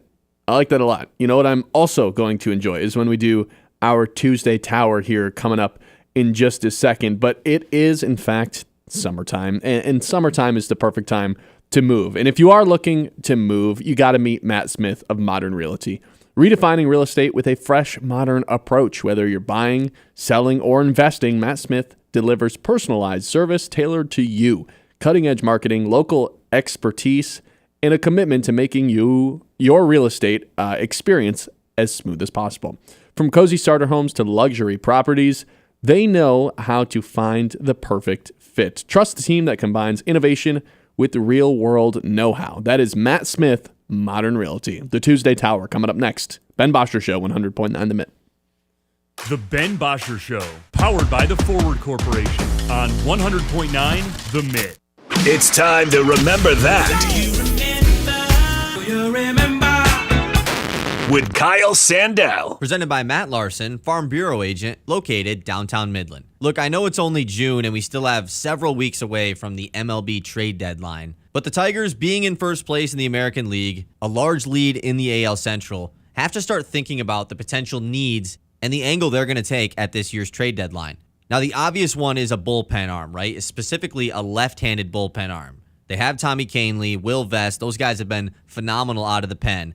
But all their other guys that stepped up last year at the end of the season have taken a step back this year, and they really don't have that guy that they trust out of the pen as a lefty. For sure a big need, but to me the big need at the deadline for Detroit is at shortstop. Javi Baez has been a great story this season, and he has resurged into a playable player, whether that's at shortstop, third base, or center field. But ever since that big game he had against Boston with the 2 homers and the walk-off, the offensive numbers have started to return to 2024 and 2023 Javi Baez. No more Javier Baez. Trey Sweeney's cool and everything, but we all know he's not the long-term shortstop for the Tigers. They have those guys in the minor leagues right now with Kevin McGonigal and Bryce Rayner. So at the deadline, if you can add a right-handed shortstop that can help improve this offense before Javi Baez really starts to plummet, it can change the potential ceiling of this team. Remember that. Presented by Matt Larson, Farm Bureau agent located downtown Midland. Hey, sports fans heading up north, whether you're gearing up for the big game, hosting friends, or winding down after a long day, Hops and Schnapps is your ultimate beverage destination. With one of the largest selections of beer, wine, and spirits in Michigan, featuring over 1,000 options from around the globe, we're your beverage experts. Plus, our friendly team is here to help you find the perfect pick. Visit us in Standish, Grayling, and Gaylord today. Hops and Schnapps, raise your glass, raise your spirits. Another episode takes over Dow Diamond. Star Wars Night with the Great Lakes Loons returns Saturday, June 14th. Immerse yourself in the echoes of the Empire saga throughout the game, culminating with an epic fireworks loontacular. Presented by Farm Bureau Insurance. Tickets are selling fast. Visit loons.com before they're gone. Thank the maker. This isn't just baseball. This is the Great Lakes Loons, everyone's hometown team. Step right up to Lucky Hot Dog Night with the Great Lakes Loons, Thursday, June 19th. Feeling lucky? Golden tickets will be hidden in the wrappers of our hot dogs throughout the game. It's Thirsty Thursday, presented by J.P. O'Sullivan Distributing, with half-off beer all night. And we'll have a post-game fireworks loontacular presented by Farm Bureau Insurance. This isn't just baseball. This is the Great Lakes Loons, everyone's hometown team. From the hometown heroes to the college legends to the pros on Sunday, 100.9 The Mitt is your home for wall-to-wall play-by-play coverage. High school football, basketball, and hockey. Region champions for the first time in school history. Michigan State football and basketball. Touchdown, MSU! The NFL, Thursday, Sunday, and Monday night primetime games. And don't think we forgot about your hometown team. The Great Lakes Loons. That ball's over and out of here. 100.9 The Mitt. You want sports takes? You want local voices that own the mic? Yeah. We've got them on Sports Radio 100.9 The Mitt. It kicks off at 6 a.m. with Anthony Bellino on Spin on Sports. Rise and shine. From 9 to noon, don't miss Michigan's newest sports show, The Ben Bosscher Show. Hey, remember that. At noon, you get America's smartest sports takes, The Herd with Colin Cowherd. I want Shador to play. And at 3, the one and only Bill Simonson and The Huge Show. This is where real fans stay locked in. 100.9 The Mitt. Can you go anywhere and find an endeavor in society where we've come to accept and tolerate an adult, and even kids, treating another adult the way we allow spectators, coaches, and players to treat a high school game official? Can you? No one has the right to abuse game officials. So before you blurt something out about that next close call, consider this. Without the officials, nobody wins. A message from the Michigan High School Athletic Association, promoting the value and values of educational athletics. The Ben Bosscher Show, powered by the Forward Corporation on 100.9 The Mitt. All right, welcome back into the Ben Bosscher Show. Hour number 2, rolling right now. Dude, that was I kind of can't believe that that guy was from Ohio still. The guy who wrote that piece that was that such you a went good through moment. yesterday. Hey, you know what the great part about this is? This is our 7th show? Yeah, our 7th show. If you missed it and you're watching on YouTube, you can go back and replay it right now. Instant on demand. So cool. Please subscribe on YouTube if you haven't already. We appreciate it. If you do, trying to get to 100 by the end of the week. Already at 95. So just a few more to go. I know. Wow. Okay, so I wanted to do a Tuesday Tower. We did it last Tuesday. I think it went well. Detroit sports nicknames. Someone did hit me up a little bit later on in the week and were like, hey, just so you know, not having Bobby Lane, Night Train Lane on the tower was mad disrespect. And I couldn't agree more. Bobby Night Train Lane, a little outdated these days, but still one of the better nicknames in Detroit sports history. So I think if we were to redo that, he should be on it. Fair? Yeah, that's fair. Okay. This week's Tuesday Tower is a little bit more simplistic than the nicknames. I just went with NFC teams because I'm a little sick for football at this moment in time. And Kyle, you can throw the graphic up on the YouTube right now too, so the fans can see the actual tower. But this is like number one way. Let's just start pissing people off right away. Fan bases that didn't make the cut, fan bases that think they should be in a different tier. Even the Lions fans are probably going to have a little bit of a hard time. Wow, so you just didn't even include all the teams either. No, that's not how the tower works. It's one, and then the second stage is 2 teams, and then the second stage is the third is 3. Thank you for explaining and that. Then 4. Yeah, that's how a tower or a pyramid works. So it ends up being a top 10. There ends up being 10 teams that make the pyramid. 4 on the bottom, 3 on the second lowest tier, 2 on the second to top tier, and then the favorite. And this week, of course, it's NFC teams. So we picked the top 10 teams. I guess I picked the top 10 teams in the NFC. And again, even Lions fans are probably going to disagree with this to some extent because I do not have the Lions as the team at the top of the pyramid in the NFC because the Eagles, the only person they really lost this offseason was Bryce Huff. They still bring back A.J. Brown, Devontae Smith, Saquon Barkley, all still there. They don't end up getting hurt on their offensive line because last year they won the Super Bowl without the Kelsey. So bringing back Jalen Hurts, obviously the tush push doesn't end up getting banned. It's still one of the, if not the best secondary in the league, probably the best defensive line in the league as well. Anything besides the Eagles for that top spot, I think would be a little bit of a biased fan showing. I think the Lions have the best argument to take that top spot, but how could it not be the Eagles after winning the Super Bowl in a pretty in a statement fashion? Yeah, good for them and everything, but like the Lions, I think it's a good argument that the Lions are better. The argument is they got Aiden Hutchinson back, Yeah. and with Aiden Hutchinson and Aleem McNeil, they deserved the top spot as well. But the loss to Frank Ragnow, I think, is what made me feel comfortable putting the Eagles on the top and the Lions not. If they had Ragnow, where are you at? Because not only are they bringing back Hutchinson, which that's the big one, but they're bringing back, they were hurt everywhere last year, right? Yeah. Carlton Davis, Amik Robertson by the end of the season, Aleem McNeil, which obviously he's not back, but they got Tyleek Williams to be in that spot for now. Yeah, decimated at the linebacker room in the middle of the season too. No, I think the Lions have the best case to be at that top spot if it's not going to be the Eagles. I just couldn't get myself to actually say that the Lions have a better roster than the Eagles right now, especially considering 2 lost coordinators. You got to take that into consideration too.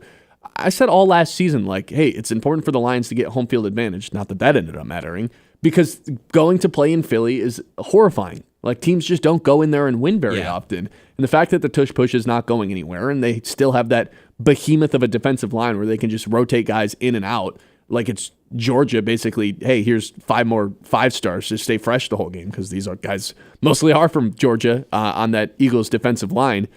It's just scary because they never run out of guys there. And it feels like if any team is equipped to deal with injuries, the Lions did and still went 15-2, but the Eagles, not a bad option as well. Fair. Probably the lone better GM in the NFL than Brad Holmes as well in Howie Roseman. Maybe we should have tiered GMs. Who would have gotten the top spot? Probably Howie Roseman. It probably being is Howie honest. Roseman, yes. Brad Holmes would definitely be in that second tier. Jerry Jones, maybe? What? No. No. Oh, my God. Yeah! Here we go! So I would say the other team in that second tier, the contenders, the Eagles are the favorite. The second tier would be the Lions, and the other team in the contenders tier would be the Commanders. I think the world of Jaden Daniels. I think he's already launched himself into the conversation of the best quarterback in the NFC. In fact, if I, gun to my head, had to pick one quarterback to take with me towards the future, it would be Jaden Daniels, at least the guys that are in the NFC. No, in the NFC. In the NFC. Oh. But you take, like, he's just so good in every aspect. It's not just the ability to run the ball on the ground. It's his precision and decision-making and ability to read a defense. It's something else. And maybe he does take a sophomore slump, but I feel like he's one of those guys that you can consistently rely on to drag your team, no matter how much talent is on it, to the postseason, the same way Josh Allen and Mahomes and Lamar have done for years and years and years over in the AFC. They got to get this Terry McLaurin contract situation figured out for sure. Because like you reported earlier, I guess you didn't report it, you just let everyone here on YouTube in the Great Lakes Bay region know. I reported it. Yeah, actually, I take that back. Kyle did report that. They got to get that contract figured out. They bulked up the defense in a way that, hey, they didn't land any like superstars and made all these splash signings, but they continue to just kind of pump in better talent, marginal upgrades across the board. And for that reason, I have them as that second team. Also because they went on an incredible run last year. The next tier, that third tier, I have the Vikings, Bears, and Rams in the pretenders tier, which sounds disrespectful. It's kind of just the way the tiers laid out and were named. Look, I am going to start buying a little bit more Bear stock here too, because I was all in on Caleb Williams coming out of the draft. Last year couldn't have gone worse. But the odds were stacked against him from the very beginning. Being drafted to Chicago, having Matt Eberflus as his coach, having 3 different play callers, no one teaching him how to watch film. Like every story you read from the 2024 season, it's like, how on earth did this team win any games, let alone get a handful of wins towards the end of the season? So I think Caleb Williams is going to bounce back in a big way. Everyone can continue to hate on Ben Johnson because I think it's pretty fun. But hey, let's not pretend like we weren't all gassing him up as the best thing since sliced bread for the last 3 years. If he can get his hands on Caleb Williams and kind of mold this offense into something a little bit more consistent and something that, has a backbone and has an identity behind Caleb Williams, who's probably the most talented, like in terms of talent versus what they actually, their production were, that's probably the biggest gap of any quarterback in the NFL. You watch some of the throws that he made last year. It's like, good God, there's only a few guys in the league that can make these type of throws. And a defense that is nothing special, but certainly doesn't suck. They've got a ton of pass catchers, a ton of weapons. They had Colson Loveland in the draft this year and Luther Burden. So I think this is a team that's definitely on the rise. I don't know if they're quite contenders in this conference, but I have them in that next tier after the Lions and the Commanders. The Vikings, all the same reasons. This is a 14-win team last year. They had a rookie quarterback, but similar to his role at Michigan, I don't think he's going to have to do that much. He's going to have to do more than he did at Michigan, J.J. McCarthy. But at the same time, it's like, hey, you have the best wide receiver in the NFL. You have one of the better wide receiver twos in the NFL. You have one of these masterful play callers in Kevin O'Connell. You've got a good running game. You've got a great defense. He's going to have to be a Brock Purdy type of quarterback. Run the system. We're not going to ask you to do a whole lot. And even if you do ask to do a little bit more than you plan on, he came through time and time at Michigan. I'm still high on the Vikings. And then the Rams would be the other team in that. I'm never going to count out Stafford. Never going to count out Sean McVay. I think he's one of the 3 best coaches in the league. So for that reason, they just earned the benefit of the doubt to have a spot in that third tier. Then that fourth tier of the long shot, it'd be the Packers, the Falcons, the Bucks, and the 49ers. I think the 49ers ship has sailed. I've never thought that highly of Jordan Love and the Packers. And then those 2 NFC South teams in the Bucks and the Falcons, I think I don't know who to pick. Last year, I think I got cute and picked the Falcons to win the division preseason. And then I was like, why did I do that? The Bucks are consistent. They come through every single year. The defense is always great with Todd Bowles down there. Baker Mayfield's kind of launched himself into this new conversation where he's probably one of the 12 best quarterbacks in the league. Never going to be that top-end talent, that top tier quarterback, but certainly in that second or third tier consistently. So I put him in the same tier as the Falcons because I think Michael Penix and that Falcons offense with all those weapons has a little bit higher of an upside, but obviously a lower floor than that Buccaneers. Well, Drake London and Darnell Mooney. Right. Kyle Pitts. They're fine. Is this the year he breaks out? Right. No. Okay, can I give you my biggest qualm? It's mostly the Michael Pitts thing, or I'm sorry, the Michael Penix thing. They have a much higher ceiling than the Bucs. I just think the Bucs floor is a lot higher. Yeah, I could see that. Yeah, give me your qualm. So you're out on the Niners, huh? I think their ship has sailed. I can't get behind putting the Bears and Vikings over the Niners. It's a lot of if with the Vikings and Bears, similar to the 49ers, but the 49ers were a team that dealt with injury a year ago that are coming into the season relatively healthy. Obviously, Brandon Ayuk is going to be out. Nick Bosa has the contract stuff. He did last year, too, and still played. So, I don't know. I think the Niners are still, based on the year they had last year, a bit of a reset. This year, they might be back into it. So, I would say that the Niners are in the next tier above, especially over Minnesota and Chicago, where it seems like Chicago's year is every year, and it never ends up being one.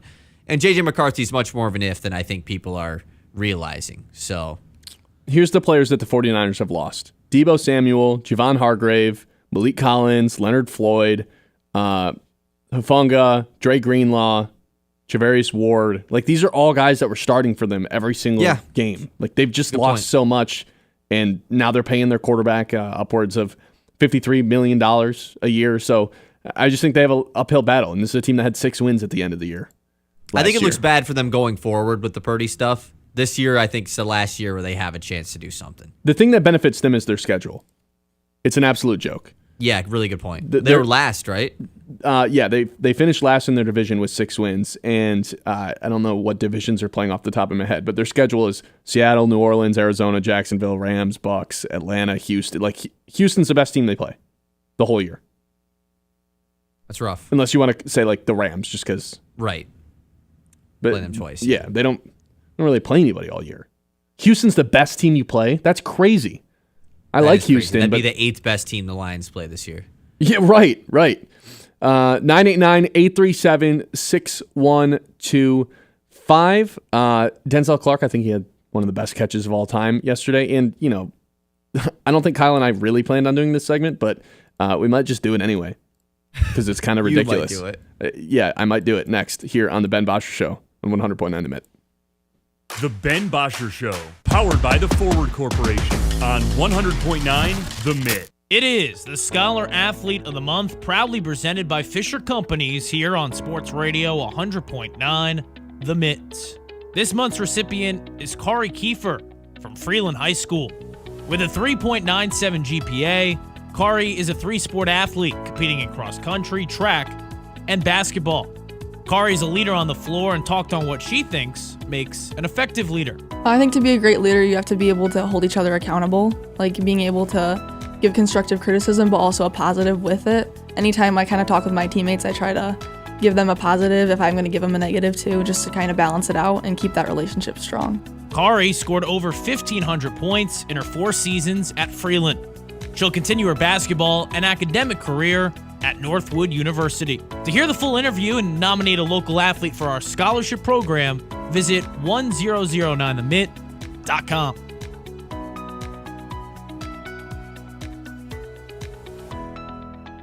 Fueled by wonder and powered by science. At Dow, we're imagining better things for our customers and communities. It starts with our commitment to reach carbon neutrality by 2050. Designing, building, and inspiring for the world around us. Because when we wonder, the things our world needs could be just one breakthrough away. That's Dow. A beautiful yard increases both the value of your home and the quality of your life. Commercially, landscaping creates a positive impression of your professionalism and commitment to community, customers, and employees. Cervinsky Sod has been creating and maintaining outdoor spaces for 56 years. Whether your project is residential or commercial, the team at Cervinsky Sod Services will work with you to build and meet budgets and finish the job with top quality and in a timely manner. To get a quote, call 989-835-4810 or visit CervinskySodService.com. You have better things to do than to job hunt or scramble to find your next great hire. So let Spherion do it. We say local is our superpower because we live and work where you live and work. We know the local job market. We're here in person. And we're locally owned, so you won't find a partner who's more engaged and literally invested in your success. If you're ready for something better, start with Spherion. Visit us online at Spherion.com to find your local Spherion office. Let's get to work. At First Class Epoxy Floor and Counter, floors don't just get coated, they get a makeover. Epoxy's so tough, it shrugs off spills, stains, and even your wildest dance moves. Garages, workshops, anywhere you want a floor that's smooth, shiny, and just a little bit sassy, they handle it all with style. No more boring floors. Get ready to impress everyone who walks through the door. Slide into durability and flair. First Class Epoxy Floor and Counter, where your floors get the VIP treatment they didn't know they needed. Scrolling? Make it count. Want local sports content that actually matters? Yeah. 100.9 The Mitt is loaded with local highlights, viral plays, breaking sports news, and takes you can't get enough of. It's hot! Follow us on Facebook, Instagram, TikTok, and YouTube today, and you'll never be out of the loop on the Lions, Tigers, Pistons, Red Wings, Michigan State, and even the biggest stories in high school sports in the Great Lakes Bay region. 100.9 The Mitt, Mid-Michigan's sports leader. From Midland to Bay City, Saginaw to Sanford, from Frankenmuth, Freeland, and Hemlock to Auburn, Essexville, and Pinconning, 100.9 The Mitt is the heartbeat of the Great Lakes Bay region, and proud of it. We're your home for local sports, local stories, and local pride. Whether you're in Birch Run, Beaverton, Gladwin, Chesaning, or Coleman, football, basketball, hockey, Spartans, NFL, Loons, all right here. 100.9 The Mitt, Mid-Michigan's sports leader. Sportsmanship has never been more important between the lines in athletics and outside those lines in our communities. To listen, to respect, to understand, to practice common decency, to have competition without contentiousness. Sportsmanlike qualities are essential components of life itself. Let's all work together to not only be good sports, but good people. A message from the Michigan High School Athletic Association, promoting the value and values of educational athletics. The Ben Bosscher Show, powered by the Forward Corporation on 100.9 The Mitt. Welcome back in. Ben Bosscher Show, live on 100.9 The Mitt, live on YouTube, live on Facebook as well. If you haven't already, please subscribe on the YouTube. It'd go a long way for us, and we'd appreciate it here at The Mitt. I'd appreciate it personally. I'll give you a shout out. Okay, so I thought yesterday we had one of the best catches in the history of sports. And I don't just say that lightly.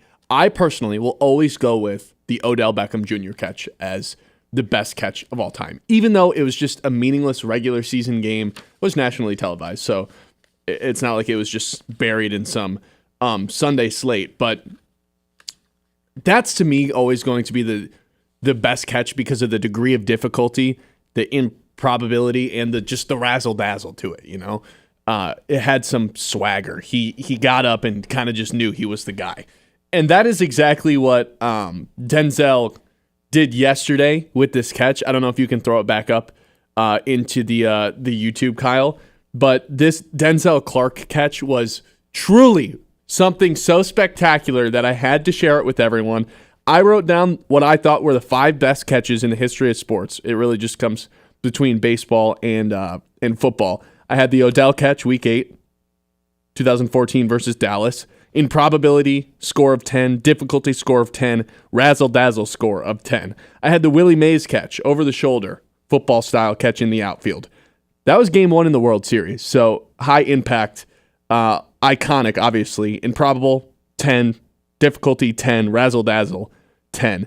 The helmet catch in the Super Bowl 42, the Giants are down 14-10. 10-14, with 1:14 left in the game. I don't know how Eli Manning avoided the sack on that play, but ends up getting out of the pocket, launches the ball, and of course, David Tyree pulls it in, not only on the top of his helmet, but the back of his helmet. Improbability score, 10. Difficulty score, 10. Razzle score, 9. Blame Joe Buck. And then the immaculate reception in the divisional round, Steelers versus Oakland. Terry Bradshaw tries to throw it to John Fuqua, who's from Detroit. And then Jack Tatum, the safety for Oakland, just murders him. Franco Harris the fullback, somehow ends up with it. Here's my take on that one, though. In probability score 10, razzle dazzle 10, difficulty score 2, because I'm pretty sure the ball just fell right into his hands. There's just no camera evidence of it. So maybe the razzle dazzle needs to be like 11 because it's such a myth. Because somehow there's not one single camera on Franco Harris catching it. But last night, Denzel Clarke, you saw it if you were watching on YouTube. In probability score has to be a 10. The difficulty score has to be a 10. And the razzle dazzle, after he comes down with it, and he knows that he just made the catch of the year, catch of the decade, one of the best baseball catches ever, has to be a 10 as well. I have a perfect 30 score on it. And only he almost falls over the wall. I know. On the other side. I know. And if he would have, do you think anyone would have believed that he caught it? Because there would have been no cameras. Right. I think the ruling on that is that it doesn't count, right? I don't know. I don't think that's ever happened. Yeah, just because if he falls over the wall, who knows what happened to the ball? He could have just picked it up and stuffed it in his glove. The outfielder for the Papa Grande home run, the one in the playoffs against the Tigers, the outfielder fell over the wall, but obviously didn't Torrey catch Hunter, it. yeah. Yeah, Torrey Hunter fell over. Absolutely got clotheslined by the wall. That's the opposite of a clothesline, though. Clothesline takes you right. out at the head, at the neck, at the shoulders. I don't know what I will say what that was. Our boy John Vicari probably would say the David Tyree catch is the one. Just because of the moment, right? Super Bowl. Mm-hmm. But what was that catch with Julian Edelman a couple years ago? Was that in the Falcons, the 28-3? It wasn't a couple years ago. It was quite some time ago. But he also where he tipped it up off the ground, like barely kept it off the ground and caught it.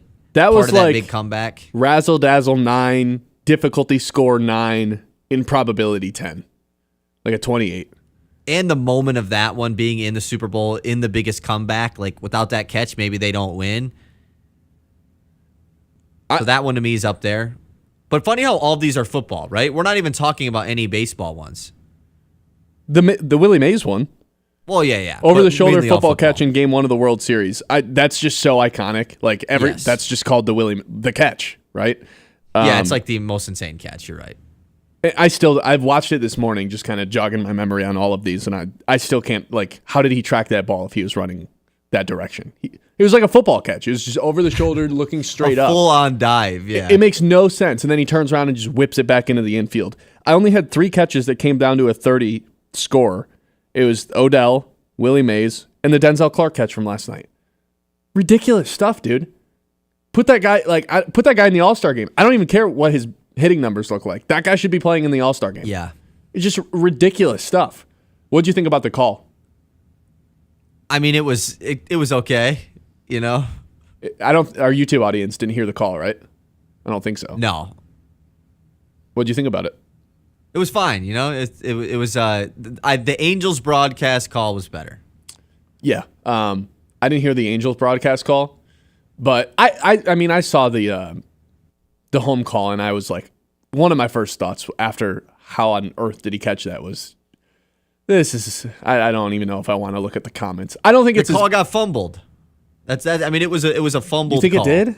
Yes. Because if I'm being honest, I don't think it's as bad as everyone was making it out to be. It's not great, but the color guy kind of comes in and he does kind a of little care, bit. Yeah, he just went nuts. Which, how do you not go nuts? Yeah, how do you not go? I thought he ruined the call a little bit. How is she supposed to? How is she supposed to have a great call if he comes in and is just yapping? Because moments like that, that's what's supposed to happen. Everybody's supposed to freak out. I'll say this: I don't think her call was any worse than Joe Buck's in the helmet call or the helmet catch. His was terrible. It was That's fair. And he catches it. It's caught. Yeah, it's caught, and they're gonna move down the field. A couple honorable mentions as well that I thought of. Football ones, more recent. Remember the Justin Jefferson catch a couple years ago in their big comeback? I'm trying to remember what team it was. Oh, against Buffalo. When they made that big time comeback, he jumps up, one hand snag, brings it down. He has one of those twice a year, it feels like. But that one was crazy. Remember the Garrett Wilson one last year? Wilson Yes, catch. that's exactly where I was going. Ridiculous, dude. Which, in terms of degree of difficulty, that's on par with the Odell catch to me. I don't think that catch was legal. I think they said after the game, technically that shouldn't have been a catch. But shout out to the refs for just reviewing it and then being, no, that's a catch. We're counting it. Because he put 2 feet in. He never got his other foot in. What do you mean he put 2 feet in? the same foot twice tapped. Oh, and that doesn't count? The rules analyst came on and was like, that's not the rule. It's got to be both whatever. feet. Such a rule follower the rules analyst is. I don't know if the Odell one will ever be top for me personally. He caught it with 2 fingers.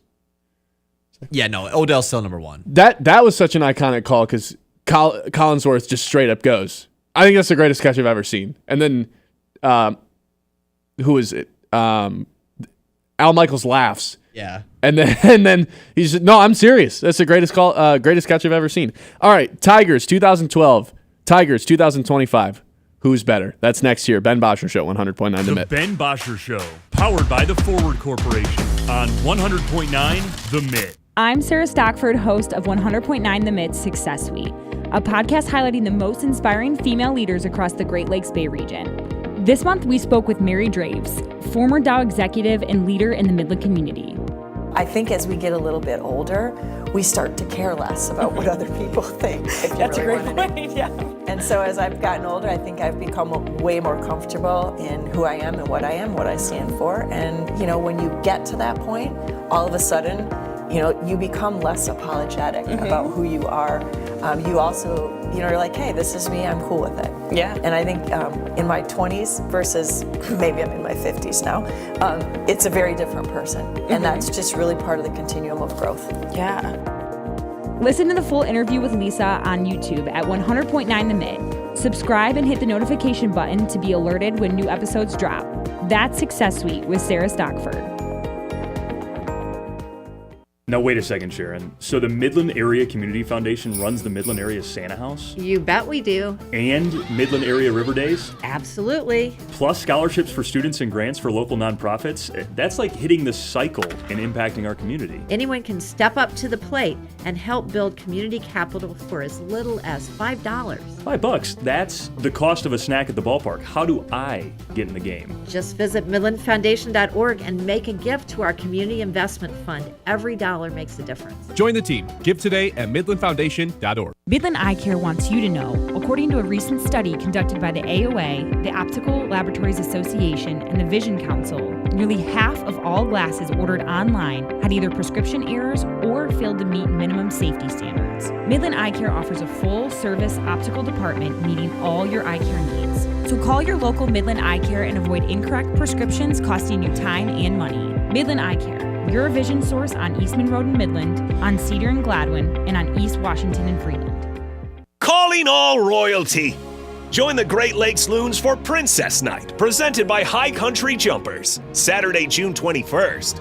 The Loons will take the field in magical Moana-inspired jerseys. Stick around after the game for a dazzling fireworks loontacular, presented by Farm Bureau Insurance. It's a night fit for the whole family. Tickets are selling fast. Visit loons.com before they're gone. This is the Great Lakes Loons, everyone's hometown team. Are you an enthusiastic sports fan? Want to have fun and get in on the action? Heck, yes. That'd be awesome. Have great attention to detail? Want to stay active? Definitely. Want to give back to the student athletes in your community? Obviously, yes. Then you'd make an excellent high school sports official. We need more officials in Michigan, because with no high school officials, there are no high school sports. Sign up today at highschoolofficials.com. From the Blazy Electric Studios, this is Sports Radio 100.9 The Mitt, WLUN, Pinconning Bay City, Saginaw, Midland.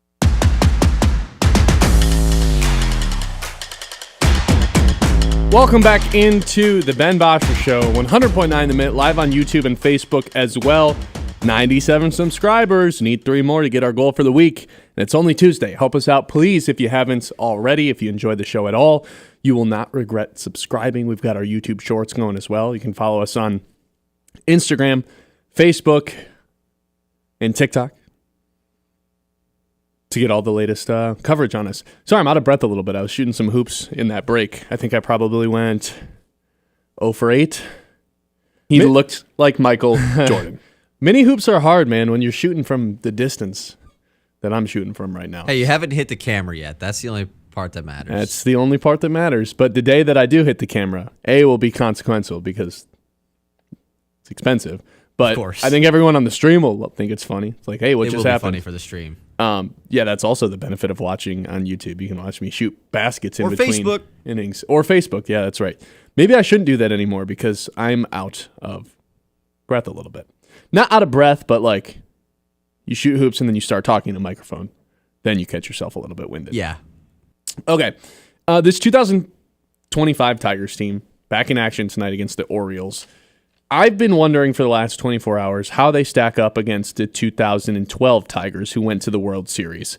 Kyle made the good point earlier. It's not the best version of that run of the Tigers team. That was probably 2013, but obviously 12 is the year they went to the World Series, so that's the team I'm going to compare them to because that's the expectation for this year's Tigers team. They didn't have Victor Martinez that year. That's part of the reason they went out and got themselves Prince Fielder in the offseason. But I still think it's worth a comparison. And when I started doing this, I had the idea of, yeah, the 2012 team is probably going to take the cake here. But if we go through it, you'll discover with me that maybe it's a little bit closer than you think. So if you go through position by position, I guess we can start with the pitchers. Tarik Skubal, Justin Verlander. All the bulk numbers, total strikeouts, innings pitched, that type of stuff will tell you that Justin Verlander by far had the better season. Or is just a better player. Prime Justin Verlander or prime Skubal. Skubal doesn't walk people. That's my biggest argument for if I was going to make the argument, which I am, that Skubal is at his peak better or at least the same as Justin Verlander. That's where I'd start. Skubal's strikeouts to walks ratio is 15-1. 15-1. It'd be the highest in a quarter century. Justin Verlander's was 4, to put that into perspective. I'm taking this year's Tarik Skubal. Second pitcher, Flaherty versus Scherzer. I don't think we need to discuss that too much, even though Flaherty's been has been on a really hot stretch here. It's obviously Max Scherzer. So 1-1. Pitcher number 3, Olsen versus Fister. Olsen does have the better ERA right now, but I think it's Doug Fister. Casey Mize versus Rick Porcello. Probably Porcello, even though Mize has the better ERA right now. The problem is Mize can spiral out of control, as we saw in his last start. I had Valverde over Will Vest, but I had Canely over Benoit. And then we can get into the position players. Center field, Parker Meadows, as much as I love him, as much as I'm a Parker Meadows fan, Austin Jackson had an 856 OPS and a 5.5 WAR in 2012 and led the MLB in triples. I think it has to be Austin Jackson. In right field, I put Wenzel Perez. Kerry Carpenter's going to be the DH. So I put Wenzel Perez in right field, and I gave him a point over Brendan Bosch. Left field, Andy Dirks versus Riley Green. Dirks had an incredible year. 322 batting average, 857 OPS. Little did he know he'd have such a great career in the booth with Jason Benetti years and years later, but was an awesome player for the Tigers in 2012. I still think it's Riley Green. He's going to be an all-star again this season for the second straight year. Dirks never accomplished that, even though Dirks has a higher OPS in average. Also a part-time player in 2012, worth noting too. He had the most. Only played in 88 games. Yeah. Pro Reference pops up left field when you go to that 2012 team, though. It gives you the starters. So I think he played left field more than anybody. Yeah, what definitely. That means. So first base, I actually, as crazy as this sounds, like Torkelson's on pace for 37 home runs. Prince only hit 30 that year. I'm not taking Torkelson over Prince Fielder because Prince Fielder still at the 313 average and Torkelson's hitting right about 230 right now. But the numbers that Torkelson is on pace to put up in terms of the sheer home run numbers and the volume of that, it is, he went 1.1 because he was a masher in college and destroyed baseballs. And yeah. We're kind of getting that version of Torkelson again. Would we like the average to be a little bit higher? Yeah, but you'll take it if he's going to hit close to 40 home runs. So I still went with Prince Fielder there. 940 OPS for Prince Fielder, man. What a good season. Ridiculous. Funny, he led the league in hit by pitches and intentional walks. Big framed guy. Getting on first in weird ways, man. Big framed guy. Well, the thing was, Miggy would load the bases or get guys on. It's like, shoot, do we want to pitch to Prince Fielder or whoever's batting fifth today? No brainer. And he's just a big guy, so a lot of room to get hit by a pitch. Gleyber Torres, I gave the point over Omar Infante. Whoever you want to put at third base, whether it's Cole Keith, which I'm crossing my fingers and hoping we see more of that, or Matt Vierling, or Zach McKinstry, it doesn't really matter because Miguel Cabrera takes the crown there, literally, the triple crown. Baez, or Sweeney at shortstop versus Johnny Peralta, kind of the weak spot of both teams. I picked Johnny Peralta, and then I picked Dylan Dingler over Alex Avila. Alex Avila peaked a couple of years prior to this. He was an all-star once. Dylan Dingler could be an all-star this season, to be determined. So you add all that up. Oh, I had Kerry Carpenter over Delman Young. Again, no Victor Martinez this year. I add all that up. 8 points dedicated to 2025. 8 points dedicated to 2012. 2012. Split right down the middle. Dead even. Is that the best way to choose which team is better? No. And you brought up the point. This team was below 500 at this point in the season in 2012 somehow. This 2025 team, I think, is more complete, has a lot more depth. The stars on the 2012 team are obviously future Hall of Famers. I don't know how much you can say that about the 2025 roster right now. Probably one person, just Tarek Skubal. But it's a lot closer than I initially thought when I started doing this exercise this morning before the show. I thought the 2012 team would kind of blow them out of the water. That's not the case. This is a lot closer than I thought it would be, and I thought that was worth bringing up. Yeah, I think the trick of nostalgia plays into this as well. Like when you just think about when you were a kid watching those Tigers teams, it makes you think they were a lot better than they actually were. I mean, they were really good, obviously. They went to the World Series. And we talked about it. This year is kind of a weird one for Detroit. Like, you're catching Johnny Peralta in an off year. He was an all-star in 11 and 13. 2012 was just poor. Well, he got Alex busted Avila for was coming steroids, off of his right? best year.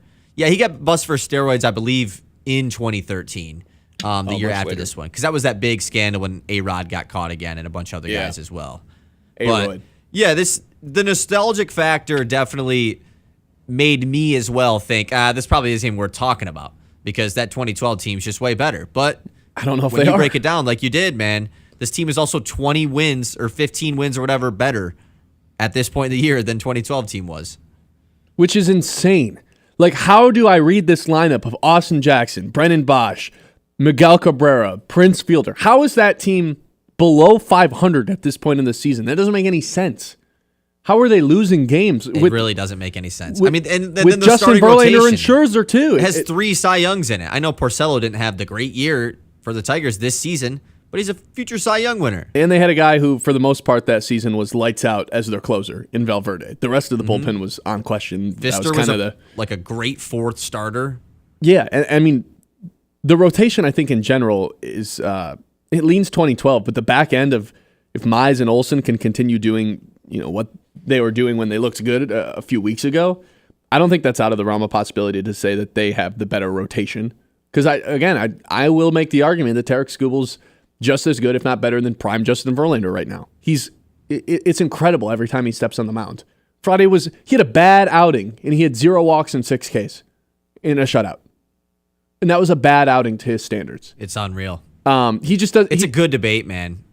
The Verlander's numbers this year are crazy. An 8.1 WAR in this season. Didn't even win the Cy Young.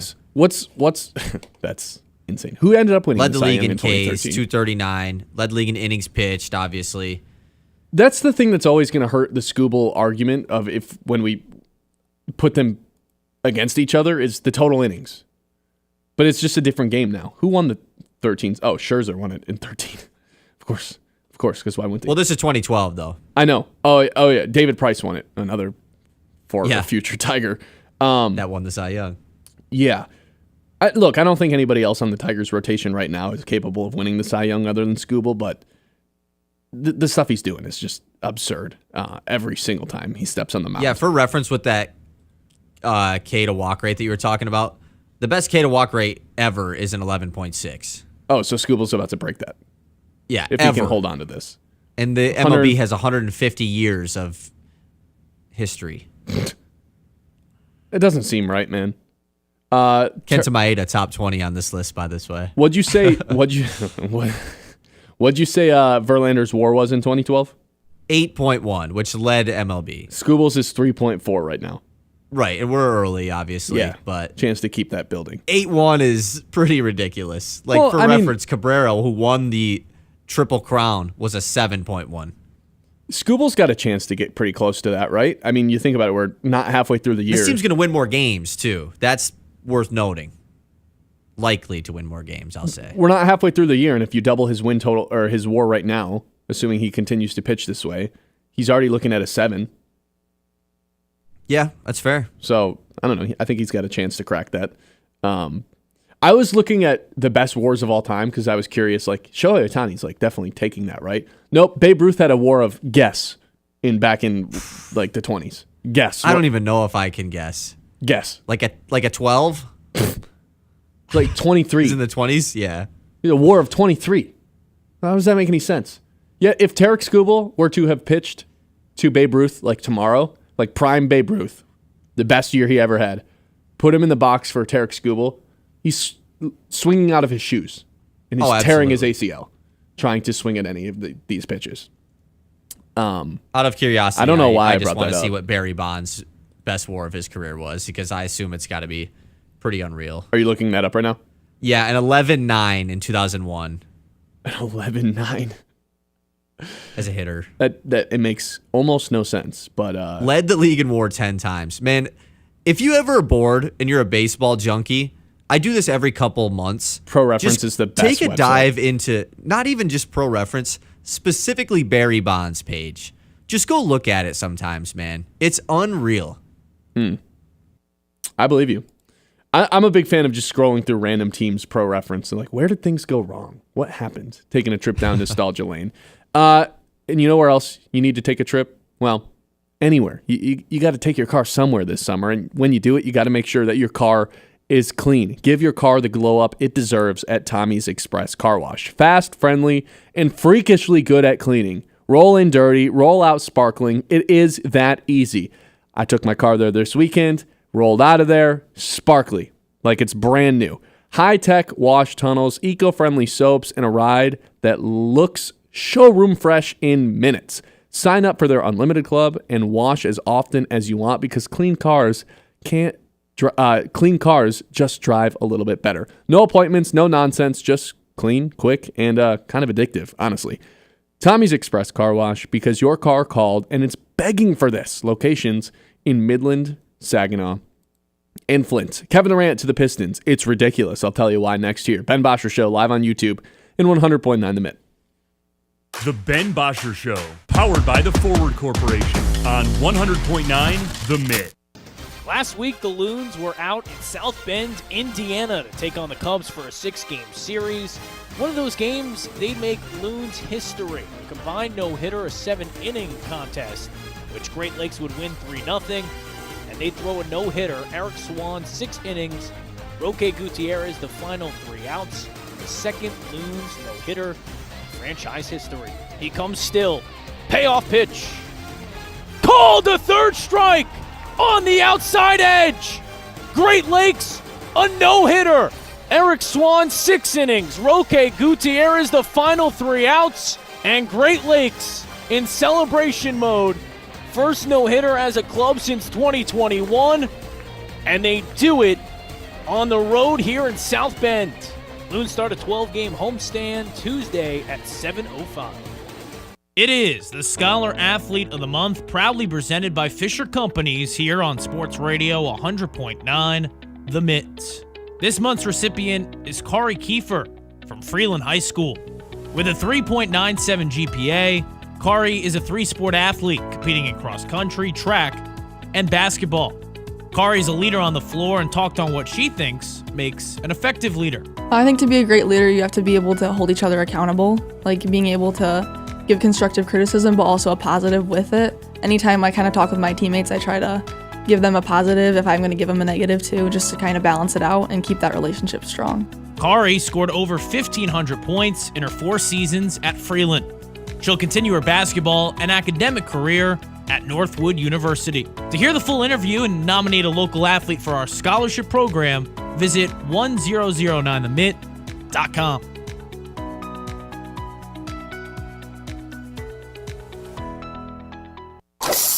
Hey, did you guys catch anything yet? Not a thing. Bummer, neither have we. I'm actually just about to head into town. I'm going to go into Higher Standards Automotive. They got this award-winning service department with amazing technicians and this large parts department in case I want to fix it myself. They got the part there. Whatever. No, I'm serious, man. It's out there. Yeah, just like when you tried to convince me Bigfoot was real. Ray? Bigfoot's behind me, isn't he? Yeah, we got it. Run! Get out! Stop into Higher Standards Automotive, North Eastman Road in Midland, right past the mall. Hi, I'm Dr. Brandon Scott at Scott Family Dental in Midland. As someone who was born and raised here, I would like to introduce myself by offering my services as your family dental provider. At Scott Family Dental, our mission is to provide excellent and personalized care using the latest technologies and best practices. Our highly trained and personable staff ensure you will feel comfortable along the way. Dr. Scott is accepting new patients at 2509 West Wackerly Street next to the US 10 on-ramp. Scott Family Dental, let's bring out your best smile together. The Ben Bosscher Show, powered by the Forward Corporation on 100.9 The Mitt. Welcome back in. Ben Bosscher Show live on YouTube. We're at 98 subscribers. Lot of progress today. We want to get 100 by the end of the week, but that seems like a pretty safe bet at this point. Maybe by the end of the day we move the goal to. And it could be you. And it could be you. That's right. If you are the 100th subscriber, you're getting a special shout out. So head to the YouTube page, subscribe to us now. We're live every single day at 9 a.m. Hit the notification button so you can get reminded of it every single morning. If you're live in the Great Lakes Bay region, listening in your car, we appreciate you just as much in this journey that we are all on. So more than one person has mocked Kevin Durant to be traded to the Detroit Pistons this offseason. Stephen A. Smith had Detroit as the fourth best team, the fourth best destination for Kevin Durant. Zach Lowe of The Ringer said, how about Tobias Harris, Isaiah Stewart, and Jaden Ivey, plus a future first for Kevin Durant? Look, Kevin Durant is an expiring contract. Kevin Durant is going to be 37 in September. Kevin Durant hasn't made it out of the second round since he left Golden State. Second round loss to Milwaukee in 21, swept by Boston 22, second round loss to Denver in 23, swept by Minnesota in 24, and then this year they missed the playoffs entirely. He shows up everywhere. He ruins the culture of a team. Everyone becomes unhappy, the coach becomes fired, and soon enough the team has to blow it up. Why on earth would the Pistons trade their depth in Tobias Harris, Isaiah Stewart, Jaden Ivey, and a first-round pick? Pistons finally have all their firsts now that the Knicks officially have their pick for this year. They finally have all their future firsts. Why would they give up picks plus Jaden Ivey, plus Isaiah Stewart, plus Tobias Harris for an aging veteran who hasn't shown that he's that guy that can bring a team to a finals anymore? Cade would obviously be the best player on this team. I think that goes without saying. Maybe not. But it would be Cade's team. My problem is everywhere Kevin Durant goes, he plagues the situation. Everywhere Kevin Durant goes, dark clouds follow. Everyone becomes unhappy. Things end up falling apart. I don't want that guy anywhere near the Detroit Pistons, nor do I want to give up future firsts, nor do I want to give up any of this depth. I'd like to run this back, re-sign Schroeder, re-sign THJ, re-sign Beasley. Your big offseason move is getting Jaden Ivey back into this lineup. There's no need to go rush, jump the gun, take a shortcut to the top. The key for the future is depth in the NBA. Look at the Pacers, look at the Thunder. You trade away 3 players and a future first for an aging veteran who has a hard time staying on the court and staying healthy. That costs you your depth. Run it back, stay young, let your guys keep developing. You'll eventually have to make a decision on whether or not you want to pay Jaden Ivey, but kick that can down the road. You don't need to make a decision on that this offseason. You certainly don't need to panic and trade him and bring in a guy who's on an expiring contract, who's 37, who plagues every team he's on, and also can't stay on the court. I'll be furious if this team ends up trading for Kevin Durant. I don't think it's going to happen. I think Trajan Langdon's going to be a lot more patient with the process of building up a championship team. But the fact that there's multiple people in the national basketball media talking about this, I felt like I had to bring it up again. Especially Zach Lowe. I mean, Stephen A. Smith bringing it up is whatever. Look, I like when Stephen A. Zach Lowe Smith. talks about it. Me too, but I mean, he's going to do that. Yes. What I'll say is kicking the can down the road on paying Jaden Ivey is not an option. Like, you have to make a decision. He's due for his extension this offseason. If you don't give him his extension, he'll hit restricted free agency next offseason. And then when some team decides to give him $35 million a year, you just have to either do it or let him walk. Like, you kind of have to make that decision on what you feel pretty soon. There's no kicking that down the road. You think they're going to make a decision this offseason on Ivey and Duren rather than like they drafted him in the same the same draft. They kind of forced themselves into doing that. I don't know. I think you can wait until next year. You can wait, lowball him right now. Yes, you can also kick this down the road. And yes, maybe some teams willing to pay him $35 million seems extreme. But the Lakers were able to get back Austin Reeves doing the exact same thing because nobody wanted it. And if Ivy ends up being worth the money, shouldn't you want to pay him anyway? I don't think there's a world where he's making like a ridiculous number though. He's not getting a max contract. A rookie max? I don't think he's getting a rookie max. I think a team would give him a rookie max. What team? What team is like, here's the Brooklyn our Nets, rookie max? one One of these young teams that can add a young guy that has cap? I don't think there's any team out there. The Utah that's like, Jazz? Here, Jaden Ivey, here's the keys to our franchise. He's much better suited as a second guard or honestly someone off the bench, like a Dennis Schroeder role, I think. Jaden Ivey's getting $25 million a year at minimum. But okay, yeah, is that not fine though? If the Pistons are giving him $25 million, 3 for $75, is that not okay? If that's the minimum though, there's going to be a team that's willing to overpay and force the Pistons to match it. Right. I'm not saying trade Jaden Ivey. That's not what my point from this. But I would like the front office to have their mind made of like, okay, we kind of have to figure out, do we want to stick around with Ivey or not? Because trying to extend him this offseason, they should try to extend him this offseason, yes. How can they make a decision when they haven't seen him play with Cade and Asar to the level that those guys were able to play with in the second half of last season? That might be their decision. Things worked well without him. I don't want to give up on that idea until I see them together and know that it can't work out. I'm okay with not making that decision. If I'm going to make a decision, it's to give Jalen Duren money this offseason and then wait and see what happens with Jaden Ivey. One of those two guys will get paid. You can't go into restricted free agency with both of them next year. No, I agree with that. And I think you can get away with not giving Jalen Duren a rookie max right now and him hopefully accepting that. And if he's like, nope, I'm betting on myself, then the Pistons might be in a little bit of trouble next offseason. But that's an issue for next offseason. Right. Not this one whatsoever. But I don't know, man. Like, I just don't want Kevin Durant anywhere near this team. I think that's ridiculous. And look, like you said, Stephen A. throwing it out there was not a shocker at all. I like Stephen A. a lot. I don't really consume his content, but I just read his book. Really good. Really, really good. Zach Lowe is someone I respect a lot, though. If he says something, I'm paying attention. And the fact that he threw that out, like, I just don't think trade offer too. Yeah, I just don't think Trajan Langdon's like gonna jump the gun on this thing. Definitely not. I would agree. Everything he has shown us is they're gonna be patient. They're gonna build this thing up. They're gonna collect draft capital. Like, look what they did at the trade deadline. They got a bunch of second round picks and got Dennis Schroeder for free.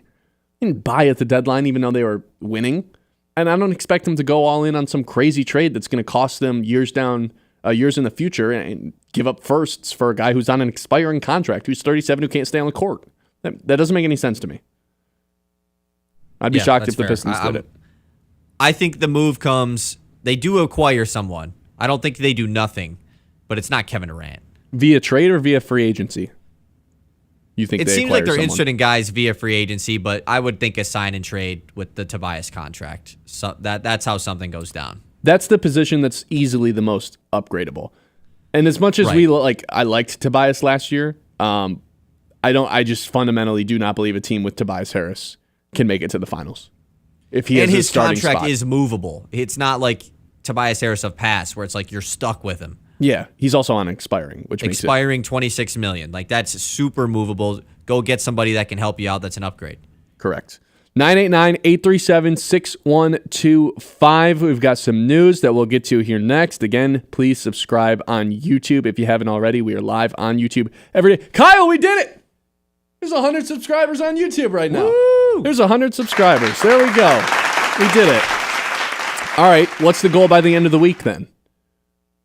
150? Is that a little bit egregious? 125? Maybe split it in half? Nah, I feel like we need to aim higher. Shoot for the stars? Shoot for the stars, land on the moon, and be happy. Let's do 150 by the end of the week. End of Friday, 150 subscribers on YouTube would be amazing. So please, go ahead and tell a friend about it if you haven't already, if you enjoy the show at all. And if you're listening in your car, when you get to wherever you're going, pull up your phone, go to YouTube, subscribe there so you can watch along. You get to see the cool graphics that Kyle puts in. Yeah! You get to see some of the videos that Kyle puts in as well. You get to see our lovely faces and Kyle and I bantering back and forth. So appreciate that for everyone who did subscribe today. I told whoever the 100 subscriber would be, I'd give him a shout out, but I don't know if I actually have a tangible way of knowing who that was. We'll try to figure it out in the break. Actually, I think I just did. I think his name is Ron Kassan. I think that is our, well, that was Shout at out 10:02. Ron, man. Maybe that wasn't him. He subscribed at some point today. Got an email about it. All right, everyone, kind of boring everyone now. Appreciate you. That's kind of just what I'm trying to say here. We'll hit the news next here on the Ben Bosscher Show, 100.9 The Mitt. The Ben Bosscher Show, powered by the Forward Corporation on 100.9 The Mitt. Detours driving you bonkers? Ideal Party Store's got your back with the Detour discount. While the Lafayette Bridge is closed, enjoy 10% off select craft beer 6-packs and 10% off 4 bottles of select wine, 750 milliliters or more, with 2 great locations, 908 North Johnson on the east side and 401 Salzburg on the west side. Ideal Party Store makes every detour worth it. Serving Bay City since 1934, we're here to make you the life of the party. Step right up to Lucky Hot Dog Night with the Great Lakes Loons, Thursday, June 19th. Feeling lucky? Golden tickets will be hidden in the wrappers of our hot dogs throughout the game. It's Thirsty Thursday, presented by J.P. O'Sullivan Distributing, with half-off beer all night. And we'll have a post-game fireworks loontacular presented by Farm Bureau Insurance. This isn't just baseball. This is the Great Lakes Loons, everyone's hometown team. Scrolling? Make it count. Want local sports content that actually matters? Yeah. 100.9 The Mitt is loaded with local highlights, viral plays, breaking sports news, and takes you can't get enough of. Follow us on Facebook, Instagram, TikTok, and YouTube today, and you'll never be out of the loop on the Lions, Tigers, Pistons, Red Wings, Michigan State, and even the biggest stories in high school sports in the Great Lakes Bay region. 100.9 The Mitt, Mid-Michigan's sports leader. We're in your town, your school, your huddle. 100.9 The Mitt is here for sports fans in the Great Lakes Bay region. From the hardwoods of Saginaw to Midland's Friday Night Lights. From the streets of Bay City, Freeland, Frankenmuth, and Hemlock. We roll through Beaverton, Auburn, Pinconning, Essexville, and Shepherd. All the way to Gladwin, Birch Run, Coleman, and Bridgeport. This is your sports station. High school, college, NFL. Deion Sanders is sick. It's all right here. 100.9 The Mitt, Mid-Michigan sports leader. Local sports don't stop when the game ends, and neither do we. 100.9 The Mitt is your digital home for the latest news across the state of Michigan. From high school to college and the pros, it's all on our socials. Follow us on Facebook, Instagram, TikTok, and YouTube. Just search 100.9 The Mitt and join the squad. Stay locked in on the latest stats and stories with exclusive video takes from local talent. Sports Radio 100.9 The Mitt. If you serve, we want you to get the health care and benefits you earned. We want you to come to VA. There's never been a better time to apply. Under a new law called the PACT Act, we've expanded VA care and benefits to millions of people who served and their survivors. No matter where you served or how long you served, check out va.gov/PACT to learn more about what VA can do for you and your family. Come to VA. Corporation on 100.9 The Mitt. All right, welcome back in. Ben Bosscher Show live on YouTube. Appreciate everyone who has subscribed to us. Hopefully we can get to 150 by the end of the week. Excited about that. In the meantime, Kyle has us with the news. The Mitt's Morning Catch. Alrighty, let's hop back into the Mitt Morning Catch. A lot going on today in sports, obviously, as there is every single day. We got some news dropping during the show today. We talked about it in the first segment. Sawyer Gibson-Long supposed to start tonight for the Tigers. He actually will have an opener coming out for him. Brant Herter is going to get the open, and then Sawyer will come in. You know what I don't understand about the opener that they do sometimes? Why do they only have him go one inning sometimes rather than go through the whole lineup once? Wouldn't that make more sense? Unless it's like... Well, it is a reliever. I suppose so. Yeah, I guess you're right. I've always just thought, like, why not have him have a crack at everyone in the lineup once? You know? Yeah. I mean, Herder's a guy that can go the length sometimes, so I guess that would make a little bit of sense, but usually when it's like a Tyler Holton, they only really want him in for an inning or so. Fair. I'm excited for Sawyer Gibson Long tonight, though. Something to look forward to. Yeah, 6:35 start in this 3-game set at Camden Yards in Baltimore. All right, we got some news as well during this break. Deion Sanders has been away from the Colorado football team due to an illness. That's all we know. Hopefully Deion's all good. I hope so, man. They've been my favorite team to watch the past couple of years. He's, whether you like him or don't like him, he is polarizing, and every time he steps in front of a microphone, it is must-see TV. It's spectacular. I'm a Deion fan, and I probably will be forever. Will they be a team you watch this year without Travis Hunter and Shedeur? Not as much, and let's be honest, it was mostly Travis Hunter last year. Yeah, I mean, I probably won't be watching them as much. Travis Hunter to me was like the must-see TV aspect of it. I think I'll watch most Jaguars games this year too, or at least they'll be on one of the quad boxes. He's like probably my favorite player ever. I just enjoy the non-Lions, like non-my team. Yeah. I enjoy it so much. Wow. Every play, no matter if it's offense or defense, like has a chance to do something that like puts your jaw on the floor. It's incredible. I love it. Good point. All right, the College World Series has been set. The final 8 teams are headed for Omaha. Ben, could you name any of one of these 8 teams that are in the College World Series, the 8 of them? Tennessee. Just interested. Tennessee lost. Oh, they lost to a 4 seed, right? I don't really know. Dartmouth. That's your first guess. Oklahoma. Nope. You got to get one. Michigan. Hey, you might not get one. No Michigan. Alabama. No. Vanderbilt. No, that's a good guess. Safe guess. Florida. Nope. I haven't named one of the 8 teams. You haven't named one of the 8. Oh, man. I'm trying to think of the teams that have just like I need you to been on the TV. Not that I've like watched it, but it's just kind of. Your boy went to this school. Colorado. No. Your other boy, who you've been talking about a lot this week. Last week. Oh. LSU. Yes. There you go. LSU, number 6 team in the country, is in.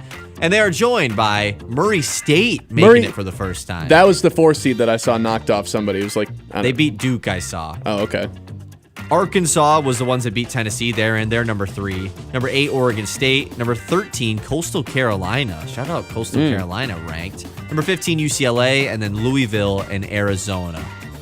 I appreciate that one, Kyle, making me look like the dumbest, of course, dude. The dumbest sports talk radio host. What have you tuned into more over the years? College baseball or the UFL?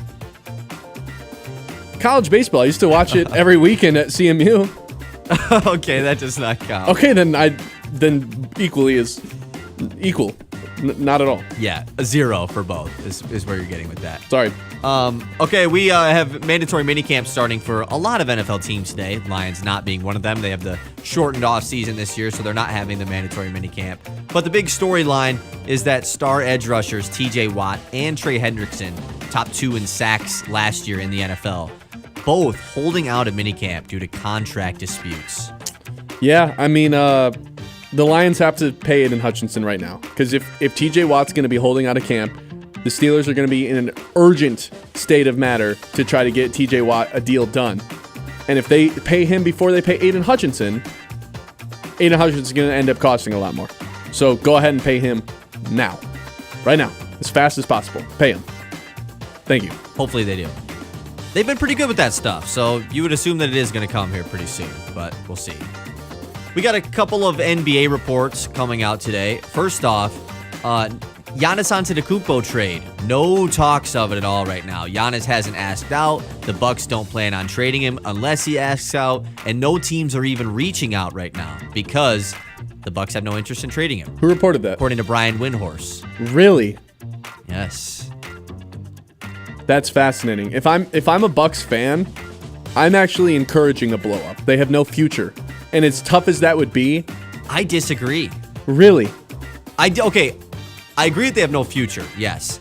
But if you look at the Eastern Conference next year, you can convince yourself with Giannis you have a shot. You can You totally just watch them convince get yourself. their asses beat by the Pacers. Of course, but you never know. We do know. We just saw it. Just don't play the Pacers. Just don't play the Pacers. All right. Okay. Get lucky. Fair. East is wide open next year with no Boston. And the Knicks in their weird situation. Pacers. They don't aren't have the Dame next year, strongest man. Who's their finals second team best ever. player? I know they don't, but Who's their all second I'm best saying player? is you could kick this down the road one more year. As long as Giannis is cool with it. And then he has 2 years left on his contract, right? I think so. And then he becomes a little bit more tradable. I guess. It makes sense to trade him, for sure. But it's hard to trade your superstar and go into a full rebuild when you don't have your picks. Entering in a rebuild without your picks is like the worst case scenario. That's what happened with Brooklyn. And that's how the Celtics got Tatum and Jaylen Brown. Yeah. No, you're right. In that part of it. I still think they should blow it up. Try to get other people's picks. Yeah, I would definitely agree with you there. We had the NHL Stanley Cup Finals Game 3 last night. Panthers, dominant win. 6-1 over the Oilers to go up 2-1 in the series. Yeah. Did you catch any of this one? I did. I watched the first period and a half, I would say. And then once it ended up getting out of hand, once it was like 4-1, I was like, yeah, I'm out. See, I'd be lying if I told our audience that I'm like die-hard hockey person. I watch the Wings. I like the Wings. But I'm a basketball guy. I'll be watching the finals tomorrow. I like hockey. I'm a casual hockey fan for the most part, but I'll jump in for the Stanley Cup. I've been rooting for McDavid, and it's not worked out for me. Yeah, really. It hasn't worked out for our listeners either. We'll get to that in the next segment. I know. You did just mention it. NBA Finals, Game 3 tomorrow night, tied up at 1 apiece. Back in Indiana. Have you seen the line for this yet? I have not. Are we doing guess the lines? Any predictions? Guess the line? You're talking for Game 3? Just for Game 3. OKC by 9.5. Ooh, no. They're favoring the home team a little bit more here. OKC by 5. Oh, I thought you were going to say they were just straight up favored. Oh, no. That'd be ridiculous. That might be an Oklahoma spread situation tomorrow. It could. OKC has definitely been much worse on the road throughout these playoffs. Yeah. But it hasn't mattered that much. Yeah, I don't know, man. They're disgusting. They really are disgusting. Yeah. All right, last thing on the news. We talked about it with Jay Wright earlier in the Knicks job. We got a little bit of an updated report. The Knicks are trying to get Jason Kidd to be their next coach. Jason Kidd, who coaches the Dallas Mavericks. So that's kind of a funny situation. They'd have to trade for him, if I'm right? Jason Kidd, I'd kind of be down, right? You just lost Luka. You get to go to New York. Your owner's a lunatic. Your GM's a lunatic. You have no idea what's coming next. I'd be out, yeah. But wouldn't they have to trade for him since he's under contract? If they're not going to fire him. I don't know how that works. Maybe Dallas can buy him out. We've seen Why the would Dallas trades do that, happen. though? What would be the incentive for Dallas to... If another team wants him, what would be the incentive for Dallas to be like, fine, go? I think they'd have to trade for him because he's under pull a contract. player thing, be like, I don't want to be here. I'm not going to coach. Okay, then come trade for him, New York. I haven't seen a coach trade in a while. Have we ever seen a coach trade in the NBA? I believe Ty Lue from Cavs to Clippers was a trade. Coach I could be wrong on that. NBA. I think it happens in the NFL we a had the little Sean bit more. Payton one, yeah. In the NBA, head coaches can sometimes be traded between teams, although it's less common than player trades. Yeah. Really? Yes. Notable examples, Doc Rivers to the Clippers. Oh, yeah. He was the that Celtics might be coach. The one I was thinking of. And then he got traded to the Clippers. Yeah, it wasn't Ty Lue. That's what I was thinking of, not Ty Lue, yeah. And yeah. Interesting. Apparently, yeah, Jason Kidd pops right up. Google AI. Crazy. I don't know if I don't really trust Google AI. That seemed like a generic enough answer, though, to let us know. Okay. That's it for the news. By the way, Austin let us know in the YouTube chat, because I was like, why don't openers just go the entire length of the opening lineup? He said openers prevent a starter from facing the 1-2-3 hitters a third time. Instead, if they go through the order a third time, it would be the earliest at earliest the fourth hitter. Lots of lefties at top of Baltimore's lineup. Thanks for that. Thanks for that. All right. Oh, we had another comment wondering what Kyle does during Loons games. Oh, interesting. People are Tune intrigued into 100.9 by The Mid Kyle. at 6:50 p.m. and you'll find out. People are intrigued by the Sandman, Kyle Sandel. I guess so. All right, we'll take a quick break, wrap up the show how we always do, 2 traditions on the Ben Bosscher Show, 100.9 The Mitt. The Ben Bosscher Show, powered by the Forward Corporation on 100.9 The Mitt. It's time. With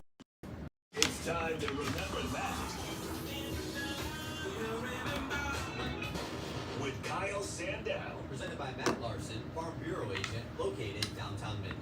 Look, I know it's only June and we still have several weeks away from the MLB trade deadline. But the Tigers, being in first place in the American League, a large lead in the AL Central, have to start thinking about potential needs and the angle they're going to take at this year's trade deadline. Now, the obvious one is a bullpen arm, right? Specifically a left-handed Switcher? No, I closed out everything. Will Vest, those guys I don't know. phenomenal. I'm gonna remove the video out of Switcher. I don't know. Maybe that's why. At the end of the season, have taken a step back this year, and they really don't have that guy that they trust out of the pen as a lefty. For sure, a big need, but to me, the big need at the deadline for Detroit is at shortstop. Javi Baez has been a great story this season. He's resurged into a playable player, whether that's at shortstop, third base, or center field.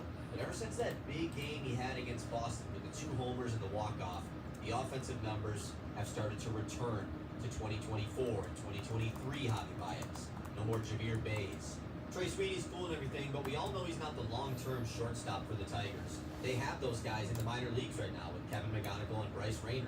So at the deadline, if you can add a right-handed shortstop that can help improve this offense before Javi Baez really starts to plummet, it can change the potential ceiling of this team.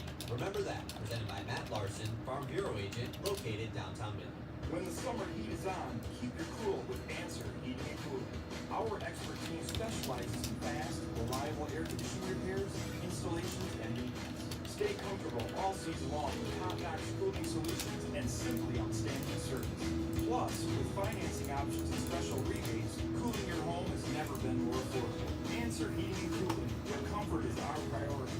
Try our new schedule online option or call us today. Discover championship golf with amazing views at Apple Mountain in Fremont. Whether you're chasing birdies or just out for a relaxing round, Apple Mountain offers a stunning 18-hole experience for every skill level.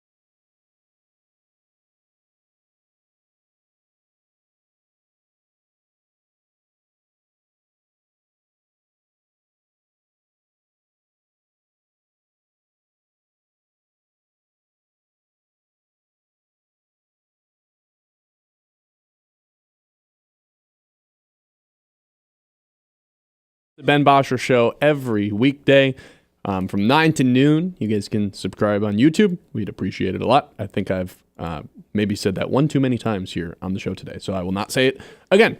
All right, our first tradition is our lock of the day. Go ahead and play the sounder, Kyle. Lock of the day. You better lock it up. No, you lock it up. Lock it up. Lock it up. Lock it up. All right, we are ice cold after starting out pretty hot last week. We had a great start to the Ben Bosscher Show era of the lock of the day. Hit on Monday, hit on Tuesday, and then it's just been downhill ever since. 4 straight losses. 3 of those are due to Connor McDavid not scoring a goal.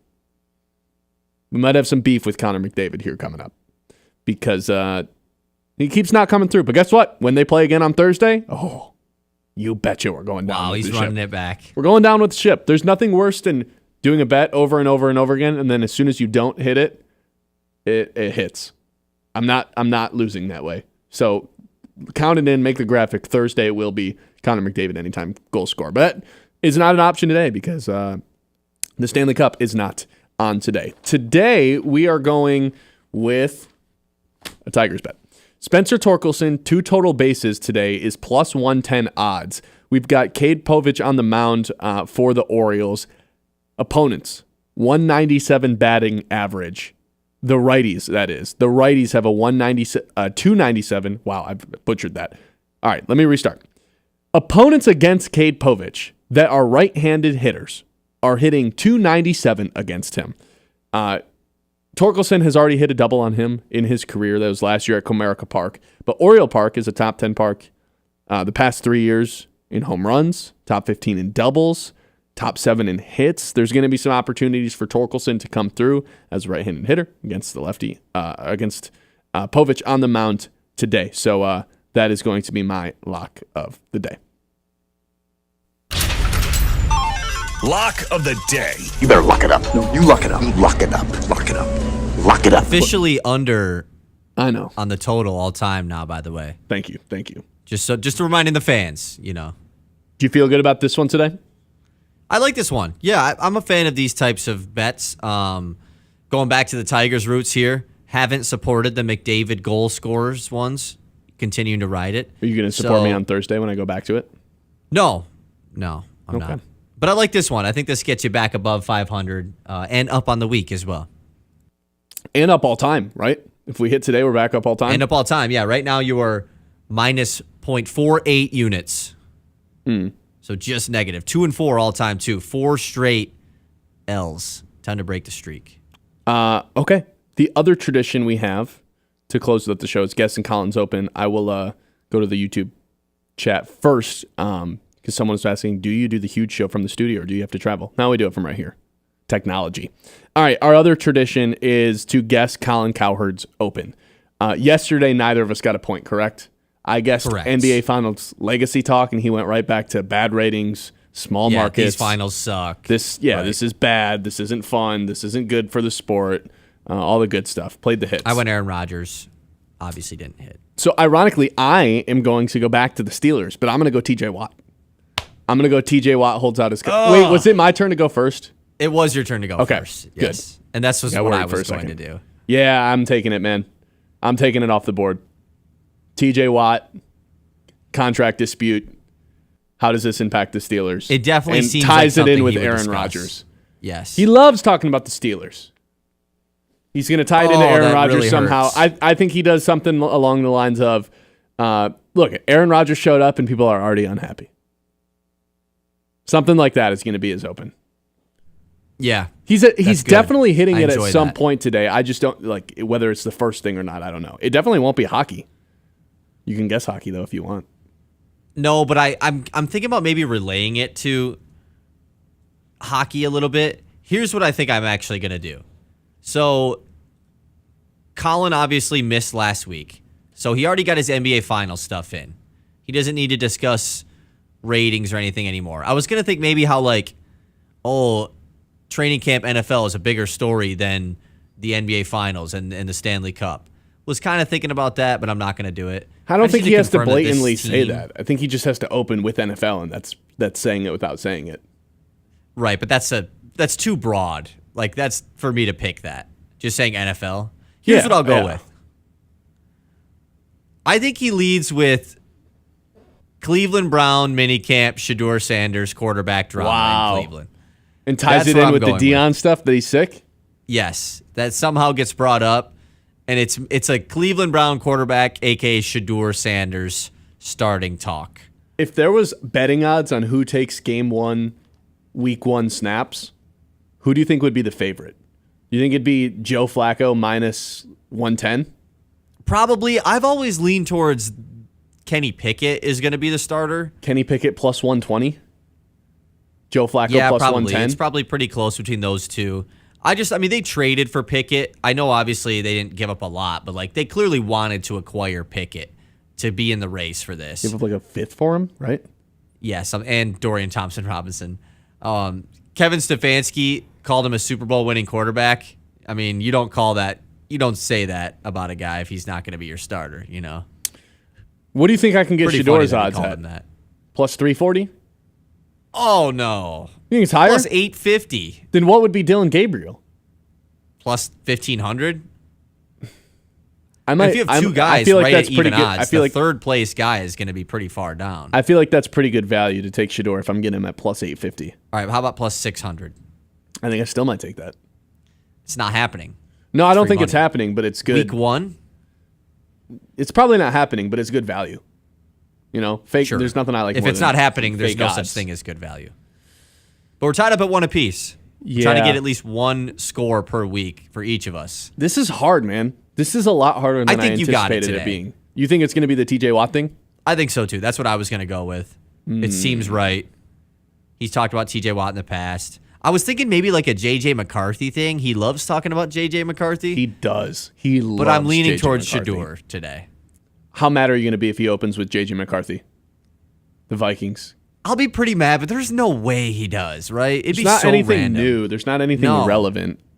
I think he could get to that eventually. Like, I can't tell you how many times I've turned on my car. Yesterday. Yeah, I was going to say, I can't tell you how many times I've just been driving around and turned the station on, and all of a sudden he's just doing a JJ McCarthy thing, which I enjoy. I don't know if there's anything tangible to hold on to for an open, though. You know? So. Yeah, I would agree. I'm going with TJ Watt. You're going with what were you going? Oh yeah, Shedeur Sanders, Cleveland Browns quarterback talk. Yeah. When in doubt, just pick an NFL team's quarterback. And I was kind of got a thinking Caleb chance. Williams a little bit too. Like it was JJ Caleb Williams. I was like, nah, I'll go Shedeur. They start camp today. He could bring that up because the Bears don't have camp. They had it last week. That'd be the only explanation I have. Yeah, but for nothing Caleb came out Williams of it. thing. There's nothing to talk about. That's mostly true.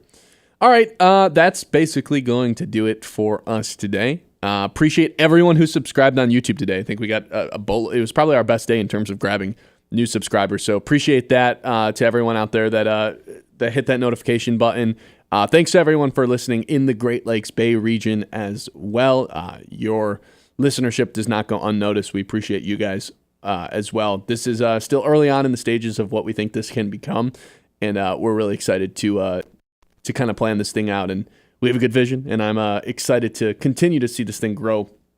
Again, this is just the beginning. So thank you guys for tuning in. Hopefully you guys stay tuned and hear what Colin Cowherd opens with. That's our little game. Hopefully you are playing along. And, of course, Spencer Torkelson going to get us back into the positives this week for Lock of the Week. And Loons are back tonight. And the Loons are back tonight. Come join us here at Dow Diamond, 7 o'clock start against Wisconsin. Mansion in Wisconsin. All right. Thank you guys so much for listening. We will be back tomorrow, 9 a.m., with some Tigers talk because they're finally back in action. That was the Ben Bosscher Show. Thanks for listening. Hope it was worth it. See you guys. The Ben Bosscher Show, powered by the Forward Corporation on 100.